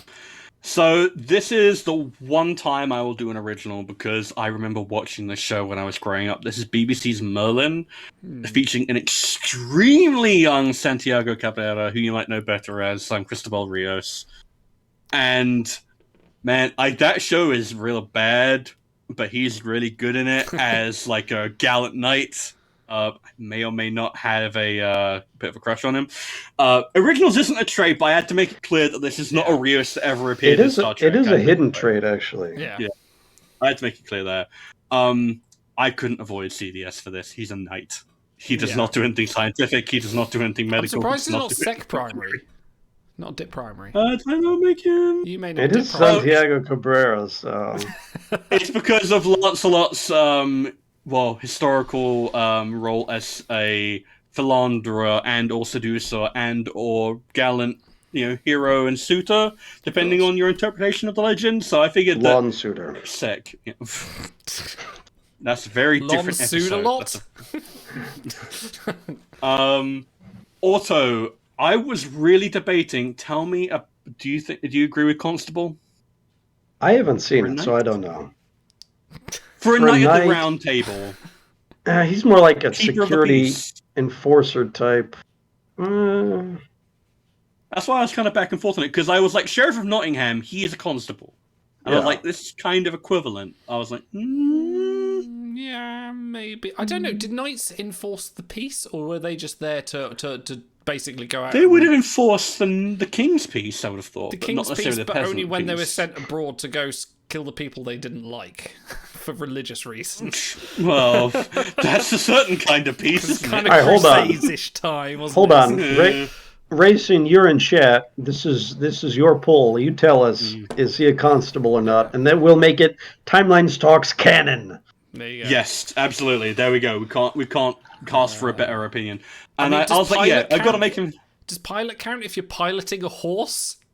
Well, that's the thing, because this is more like Prince Bashir, where it's a melding of both, because it's Rios playing this character on the holodeck. So, no, Prince Bashir in the holodeck program is not a engineer physician, but Bashir is. Okay. So I feel like you have to have a bit of both. You can't have all of them both, but yeah, he's CDS and he sucks on voyages. It's like it's like one of those Skyrim bugs where the horse is just like floating around. And it's...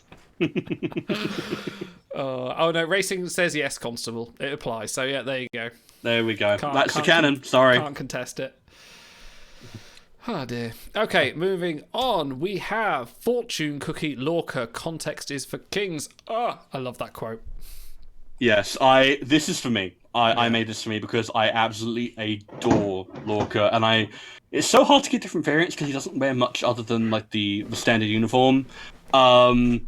And I just fucking love his speech about context being for kings. It's such a charismatic speech, and it sounds so attractive, and it sounds so in the spirit of Star Trek when you listen to it. And then you look back at also, it's like, wow, that was a fucked up thing to say, wasn't it? Universal law is for lackeys, context is for kings. That's a fucked up thing to say, but god damn, it's charismatic. The whole Lorca So well plotline, like, I love the fact that you can rewatch this first season of Disco twice in two different contexts with Lorca. Because the first time we watched it, like, when you were just like, who is this guy? Is he kind of a cool captain that just likes to shirk the laws? And then you kind of had him mustache twirling, which was a bit of a downside. But then when you went back and rewatched it with the knowledge that he was a Mirror Universe counterpart, you're like, oh, this makes a lot more sense, and this is actually really cool. And that made me kind of I really like this Lorca. Like, he's one of my favorites for that season. Yeah, because I was like, this is probably inspiring, and he is exploring, and he does seem to believe what he's saying, which is like the part of the charisma of it. Sorry, what you were saying? I was listening to an interview recently, and I think it was Trek related, but someone said it was like to play the scene as if they have a secret that only they know and no one else knows. And it adds a little bit that even if your conscious doesn't pick up on it, your subconscious will just be like, okay, there's something about this character. So I think it was can Star see Trek, that. but yeah, someone said like they think of this little secret that it's true for their character, but no one else knows. And so that was basically what it was with Orca. Yeah, because it adds like a level of enigma and an element of power to their character. He did have power, didn't he? Like whenever he commanded the presence of the stage, like even though he was sort of like an imposter from a different universe, he did kind of like have that authority to sort of blag it and kind of work with what he knew. He faked it and he made it. That's the thing. Yeah. Is like he passed. Everyone was pretty much fooled apart from Cornwell, pretty much. I mean, captains of that era we see over and over again. It's like they're the law out there. Yeah, so it's like, exactly. What are you gonna do? Phone home to leeway. Starfleet Command and have them send a ship from 3 months away to come arrest him? Like, no, he's the law. So exactly. I want more Lorca variants. There's a few more that we could get, and I'd love all of them.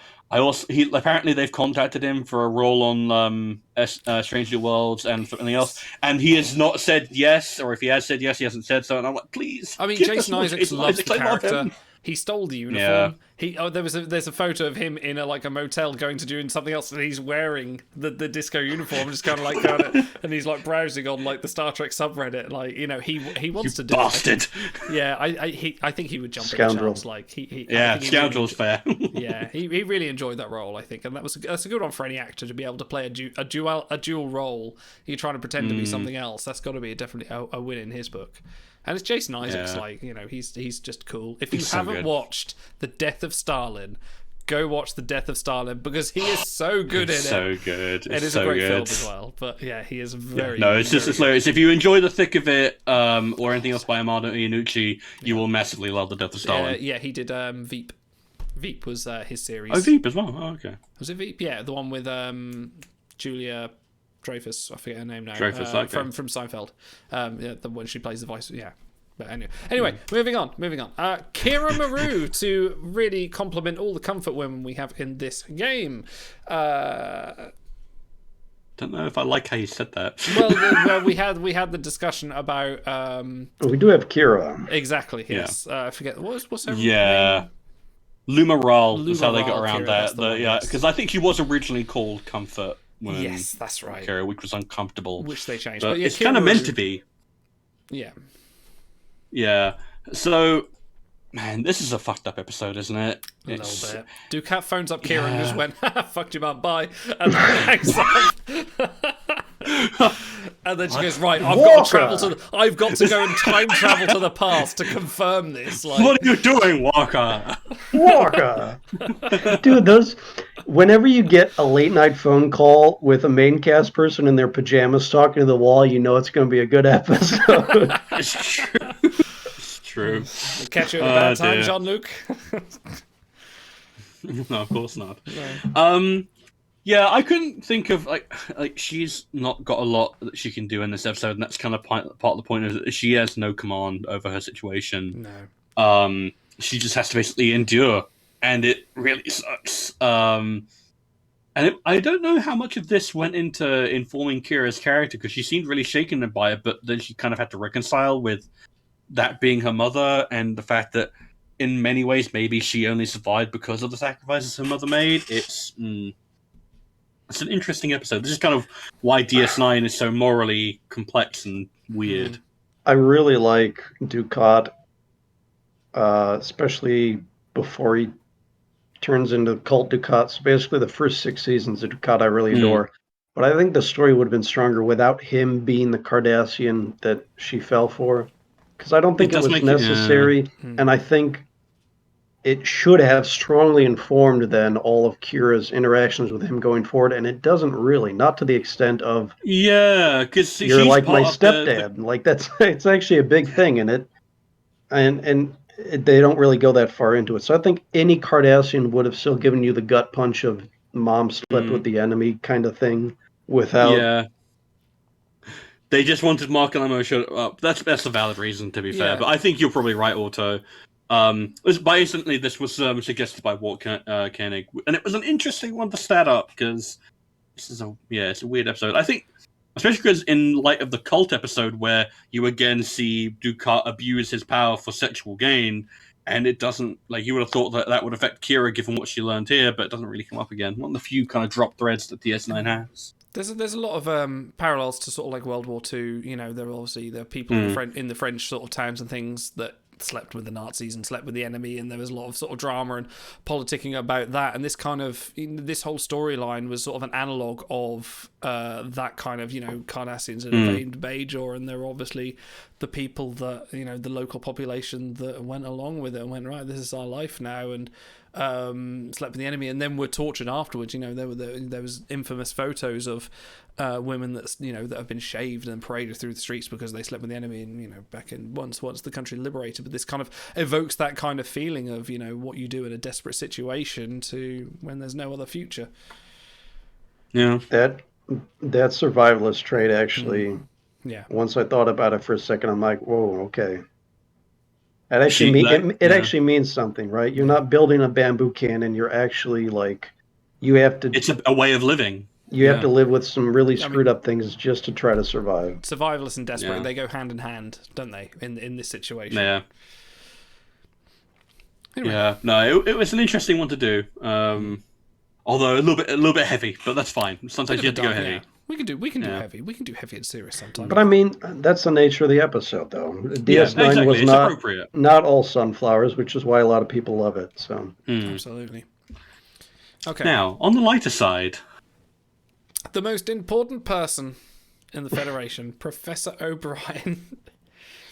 So this is kind of a melding of two cards. Not again. Joshua Tree wanted post DS9 Professor O'Brien, and I thought, well, I can't get art for that. Art for that doesn't exist. He wasn't like, you know, Cole Meany doesn't go to conventions. He doesn't put on costumes. So what's the next best way of representing O'Brien's legacy? One of the funniest jokes in Lower Decks of him being the most important man in Starfleet history, sitting at his transporter console. And I don't know, I thought this was fun. I thought this is a nice... It's probably an argument for originals here. I think probably, but... I think this is a play on the Chief O'Brien webcomic, if you've seen it, O'Brien at Work. Oh yeah, where he just, you know, he sits in this console and he's just getting all the bad luck. So there's definitely a play on that. If we don't see it on screen, then it's an originals. Yeah. I only really used the Lower Decks thing just as kind of like a shortcut to be like, this is posted on me. I wanted to give him a bit of gauntlet because, like, I do like giving a gauntlet, especially to odd skill sets, because it's so easy to just make another CDS because there's a million of them. But I don't know. I like the idea of a gauntlet capable O'Brien because I can't think we have any. Like, there's a lot of O'Briens kind of suck apart from Augment. Yeah. Augment, and actually, I think Prisoner for his time was capable. Yeah. Fair enough. But it's just like there's not a ton of great O'Briens out there. There's Scapegoat, and then there's like Power Gap. Nothing. Is there anything even close? He's probably do a refresh, but you know. No, I'm sorry, I spaced. You're talking about Voyagers. Yeah, Voyagers, yeah. Yeah, well, Rambo O'Brien, Racquetball. Oh, how did I forget about that? Yeah, fair. Yeah, Racquetball. Yeah. With the duelist trait. The perfume scented headband that she wraps around him and gives him a kiss, and it's like, go kick his ass, honey. Yeah, okay. How can I forget about that? That's one of my favorite scenes. Fair enough. Okay. Yeah, they're all good cards for Gauntlet, but it depends on your captain's level. Trekkie, I appreciate your optimism. That's true. You might spend 100,000 honor for this because you have no one else. So, Phlox and Porthos, or Plox and Florthos, however you want to say it. Yeah, this was not a good episode, but here we are. Well, last thing, which episode is this? Is this not 10 Days and 10? No, this is season 1. The one. Fuck. Yeah. Is there 2? Did this happen twice? My brain is just letting into you to imagining episodes of Enterprise that didn't happen. No, I think you're thinking of the one where Phlox dooms half a civilization to death. That's bad. This is a night in sickbay. Oh yeah, okay. Yeah, where Archer's sleeping in sickbay because he's a dipshit. That's right. Yeah. And he pissed off the race, and now Porthos is dying. Archer. Yeah, that's what the one. This wasn't a great episode. No, I enjoy it. Flock is fun in it because he points out how much of an idiot Archer was and he has to grow.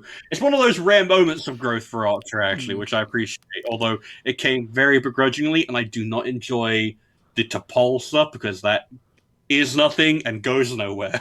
How do you reckon they did the dog scene? Do you reckon they took a mold of the dog and put it in some like sort of polar? That's a dummy. Okay, I mean, obviously I it's a assumed dummy it wasn't dog. a real dog. They didn't. Well, no, you don't want to drown the actual dog. It's like a Bacta tank.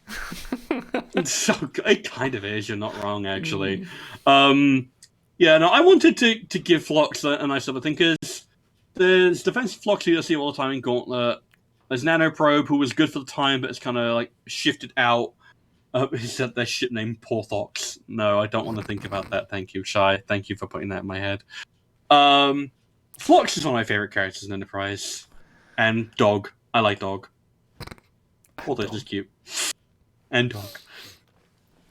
All right, who's next? It sort of seems sometimes like doctors are the good ones to be the mirror for humanity because when you're laid up in sick bay, you can't run away from their like stories, so you have to listen to their thoughts on humanity and everything.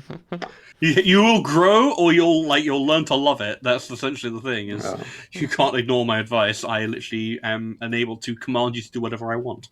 Well, within reason. Doctor's orders. Okay, I think we've got one more. Movie enthusiast trip. This was such a weird pull. Like, who's I love. This is me. I wanted the Trip. I like Trip. Trip is cool. And the face that Trip is making there is after T'Pol basically tells Phlox and Trip to shut the fuck up while they're watching a movie, and Phlox is just reaching over to grab like popcorn, and he's just going. Like, he cannot believe that T'Pol is actually enjoying herself and getting invested in the movie. And it's give him the chef trait because of popcorn. Yes. No. Dude. Come on. I think he even says he's going to whip out the popcorn. Chef. Come on. Hey, guess what? Don't do your son down. I'm sure he's very skilled in the culinary arts. See, Trekkie for Life appreciates it. I can't remember what movie they're watching. It might be Frankenstein, because I remember there was one where they watched...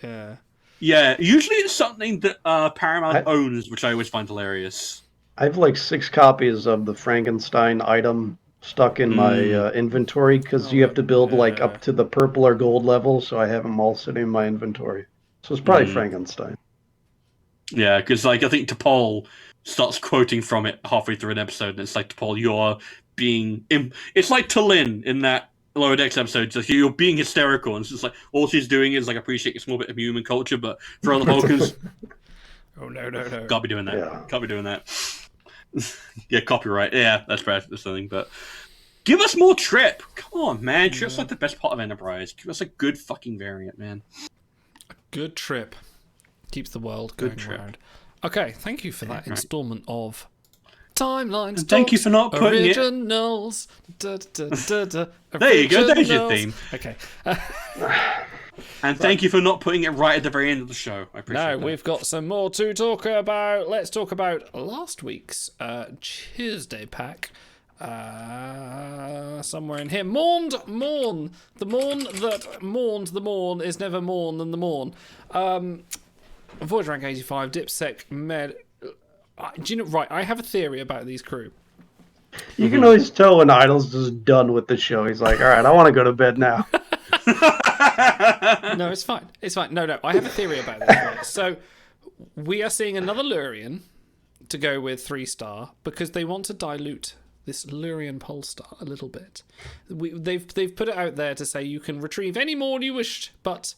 we have this other one over here. So I think they're going to do that with more and more of these unique crew and just put in like, we need to not have like one crew like Lokek. I imagine we're going to have another Lokek crew come out at some point, so you can't just one-hit wonder it. I think that's kind of what they're doing here with the Morns. They're going, we just need a Morn. Let's just put Morn standing in front of a picture of himself. There we go. Where's your tinfoil hat? It's not far away. Always I think they put a Morn variant because people like the joke about Morn, and yes, we like Morn. Okay, He needs to communicate. All versions of Morn needs to communicate. Yeah, he won't shut up. He won't shut up. Morn faked his own death to avoid his associates' attempts to steal his bequest. For once, silence pervades the barred quarks. That's pretty That's good. really good. That's really good flavor text. And it's really good art. This is... It feels like... They do this, I think they do this most of the time, maybe not always. It feels like they started with the flavor concept. They're like, all right, we're going to do a Morn. Remember when he died? Oh, yeah, we'll make it fun. And they had a little bit of fun with it. And then they kind of worked backwards and did, all right, whatever, stats, skills, whatever, that's fine. Because it really, like, the art is sublime. It's really, really good. The portrait is hilarious. My sister was telling me today she saw a video of some really overweight guy with a hairy belly, and he shaved a six-pack into the hair, and then he went down to the beach. And that's what Morn's little outfit reminds me of. He's got like a six-pack, but underneath, I don't know. That's every superhero outfit, isn't it? It's always slightly padded just to give a little bit of more definition. But yeah, did you guys pull for him? No, I didn't. I did not. God, no. The stats aren't quite good enough for me to justify it. I already have a Tonya Barrows who would feel much the same thing. Yeah, it's not. I love Morn, and I'll be happy to take him in a Behold, 12, 18 months later. But I was saving Dilithium for a card I really wanted, which ended up being Hemmer. So, how many pulls did it take to get Hemmer? 4. Oof. Very nice. This is a bargain, yeah. You're welcome. I always wanted the one, or the image of him from the end of the episode where he comes back and surprises Quark, and he regurgitates liquid latinum into a cup and hands. That's like his payment. You know, it's a little bit gross, but Morn's a little bit gross. I would have loved that as card art, like regurgitating Morn or whatever. If you'd been doing that in front of the portrait, would have been peak. That would have been. I would have taken it from a 9 out of 10 to a 10 out of 10. Because they explained that's where all of his hot hair came out. Thank you, Cranky in chat. The outfit actually came from Essoch, the Chalnoth in the TNG episode where they're all stuck in the. Picard is stuck in a room with a Mazarian. I never knew that. Wow. Yeah, that's cool. Incidentally, Trekkie, how is it that on Spaceship Archer has Porthos, but the only time you see a cat is Black Cat from Gary 7 and Alpha 10? What TNG? Spot is a thing. Yeah. Watch literally the second or first most popular Star Trek series out there. All right, calm down. Okay. It's just a cat. Yeah. Okay. Hey man, we take pussy seriously on this show. And you said I lowered the tone. Right, we had a new collection turn up as of yesterday? Day before? No, yesterday. The Gambler collection turned up, which, do you know what my favourite detail about this collection? It gives only proficiencies. It gives only the roll. And I love that. For a Gambler collection... I didn't even twig that. Did you not see that? Oh, no. Yeah, it only gives proficiencies, which I think is absolutely brilliant. You know what I'm like? I see hit yellow claim button and I just tap it like a stupid cat. It's like, ooh, free shit. Yeah, basically. But yes, this collection's hit. So this is kind of given a bit more use to sort of a lot of... a few crew... that didn't sort of have collections before. There's a few things like Tucker on the Ropes, who was just an Originals... Admiral Cartwright has gotten his first, correct? Yeah, I think about a dozen. If you want someone like Julian Bashir, who is also a physician and costumed and other things as well, adds another patch to their, another little thing to them as well. So it's a cool collection. This was one as well. If you recall, there was a player survey. Which collection would you want next? And I forget which one won, but this was the Trill Athlete or. No, it wasn't Athlete. It was Prodigy. Gambler. Prodigy. There we go. And Prodigy won. Yeah. Like the Firestarter it is, but Gambler is coming. It seemed to be. I wonder if we're going to see the Trill collection next. I wouldn't be surprised. So, 6 different Rikers got their first collection off this, and 4 others got their second. He's not a terribly tradey guy. He's almost always Gambler, Pilot, Maverick, kind of. So until those other ones hit. He's been pretty bereft of value in that area of the game, so it's nice for them to hit that many crew at once. And Commander Shelby finally is of use somehow. I don't know about that. So you can tell someone really didn't appreciate Shelby trying to steal Riker's spot in the Enterprise because, man, they did her dirty. Shelby was cool. I liked Shelby. I thought collection for Rikers and also Daxes, I believe, really benefited from this. A lot of Daxes are gamblers as well, and Quarks. This also pushes Heist Bashir up to 6 collections. Oh wow! Oh boy, he's a hoss, isn't he? So there's a couple Quarks with 5 collections now because he's a very tradey kind of character. So yeah, there's a lot of interesting. What is it you say, Auto? Just follow the traits. It kind of becomes truer and truer with every month. I mean, especially with Scapegoat. If you need a little extra juice to try to chase Scapegoat O'Brien, he's not as great on Voyages now, but the extra collection perks him up there. And yeah, I'm trying to. When he debuted, I remember you saying about Scapegoat O'Brien that he was as good as completing like a tier of a collection or something like that. Yeah, basically, his improvement over Voyages would be like the same as if you got like a 1% boost to. I think we ran the math on that. I don't have it with me, but yeah. I never regret. And then they went ahead and just printed all #1 Voyages for a full year. So. But still, Scapegoat holds out. Like he's got that skill order, and it's always worth. The edge kicker helps a lot. Yeah. I finished Decoy Kira. No, not Decoy Kira. It was the Yates one. Diversion Yates. Like I had to do some crap to get this good card, but it was worth it. Absolutely. Trekkie for Life asks, how long do you think we are until someone reaches 10 collections? I think Spock and Achai is at, 7 or 8? He's at 7, but the ones at the top don't have a lot of juice left. You have Laborer Spock with 6, who has Thief, Astrophysicist, Telepath, who could possibly hit. If they end up doing like a series collection or an all-rarity collection, maybe one of them squeezes into 10, but it'll be... It'll be hard. How many collections is Mintark and Troy in? Because she's got the most traits of any crew out there.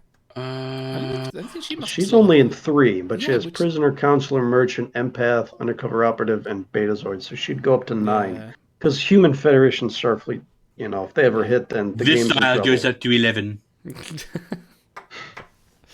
So to answer your question, minimum 3 months until someone reaches 10. They will create new traits and give them collections instantly to justify a 6-pack. Where's the Historian collection? That's just a weird thing that happened. Historian for one crew. Yeah, they added that, and then I don't think anyone's had it since. I'm going to expand on that. All right, let's go on to the 5-star crew that you can win this week for Undiscovered Country fans. Probably a long requested addition to the game. People have been asking for ages, and oh my gosh, they've done her quite well. Azetba, the daughter of Chancellor Gorkon. Look at that art. I am so glad they did her art like this because that is so she is evocative of the sublime. character. Oh, so good. As the daughter of Chancellor Gorkon, she succeeds him after an assassination and will do anything to accomplish the future he yearned for. Look, I just gotta say, there have been 1 or 2 memory alpha copy pastes in the last couple of months, but on the whole, like once Lower Decks hit, whoever is in charge of flavor text are like, hey, maybe we should actually put a tiny bit of effort in, and it really shows, and I really love it. We appreciate it every time it happens, yeah. Thank you, yeah. Now, Auto. Med, justified or not?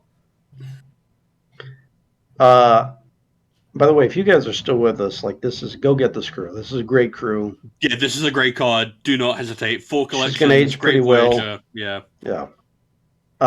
She's a new Humbled Archer, and I got a ton of use out of Humbled Archer, so take it as read from me, and she's just great to look at. But yeah, Med. This was actually, and we've had this conversation so many times. If you can avoid Command Obsec, you probably should. Yeah. That being said, it's kind of for crew like this. I would have gone Sec there. She is adversarial and standoffish to Kirk, and with reason. And she, not a big fan of humans. So it's like this actually would have been a better fit for Command Obsec. That being said, though, because she is also trying to avoid war. So she is continuing on the peace negotiations. But that's what literally diplomacy is for, right? Yeah, but surely that's the antithesis of security, is being war hawkish and advocate for war. sometimes doing what's best for your own people involves peace. That doesn't necessarily mean that she's not the most secure future for her people is peace, basically. Yeah. But I just mean from terms of her aggressiveness and her adversarial nature, especially standing next to her father, who is embracing peace a little more wholeheartedly than she is. Yeah, that's fair. Yeah, we were just talking about how much we feel the Med is justified island. It's a little bit of a stretch, and I think that they did right to give it. I feel like they did right because it makes her a lot more attractive. If this was like one, it's like I'd struggle to justify it. If you guys like sports, sometimes the refs really screw up a call, and it's like it can really change the game. But then a couple plays later, they'll do another questionable call that helps out the other team. It's like a makeup call. Yeah. This crew's a makeup call for all the awful Command Dip Suck crew that they printed when they really shouldn't have. So I'm not complaining at all. Like this should have been Graduation Day Amanda Grayson, really. Yeah. When you think about it, 100%. Security for like handing a book to her daughter. It's like, what? Is there a bomb in the book? Come on. Yeah. This is the one time I will look at a card and say I don't actually care about the stats because I love the character. I love the film. I am so happy they put a lot of detail into the art, and that it's just so evocative of the character. And this, it's the Scott Steiner chainmail helmet. I love it. Yeah. But I also like that it gets across some of that emotional reality because it would have been really easy for them to go with just a face-on staring into your soul. We've had a million of those, right? Yeah. But like the fact that she's side-on doesn't make a difference because you've got like the shadowing effect and the different lighting. Suspiciousness. She's also got that element of melancholy to her, you know? So someone is a fan of the Undiscovered Country because remember I was saying the same things about Klingon West. Because Klingon West is the same kind of alternate pose. He's a little bit different. Now we can have all four of. We can have Gorkon, Chang, Azet-Bur, and Klingon West, and they all have banger art. How cool is that? That is really awesome. I look forward to that bridge crew on. Do we actually have the Kronos 1? We don't have that ship in game yet. Although I think it's just a redone D7. Yeah, it's just a D7. Oh, that's never stopped him before. So we've had 15 Constitution class ships. I believe this crew will knock Chancellor Gowron down from a 50-50 retrieval to a 33% chance. So if you don't have him yet and you want him for Gauntlet, it might be time to take the chance now. I did that earlier this week and I lucked out and got him. I think it's him, Chancellor Laurel, and now Azet-Bur as the three there. So. Yeah. Man, what a great looking card. So, when's our next Spock card? Probably a while away. I think we can take a moment away from Spock. It's been we've had Lieutenant Commander was like what Colonel says, like 3 months ago. We can take a break on Spock for a moment. Give us a good fucking Jadzia. God knows we deserve one. Yeah, it's been a spell. Definitely. Yeah, it's been a long time. Okay.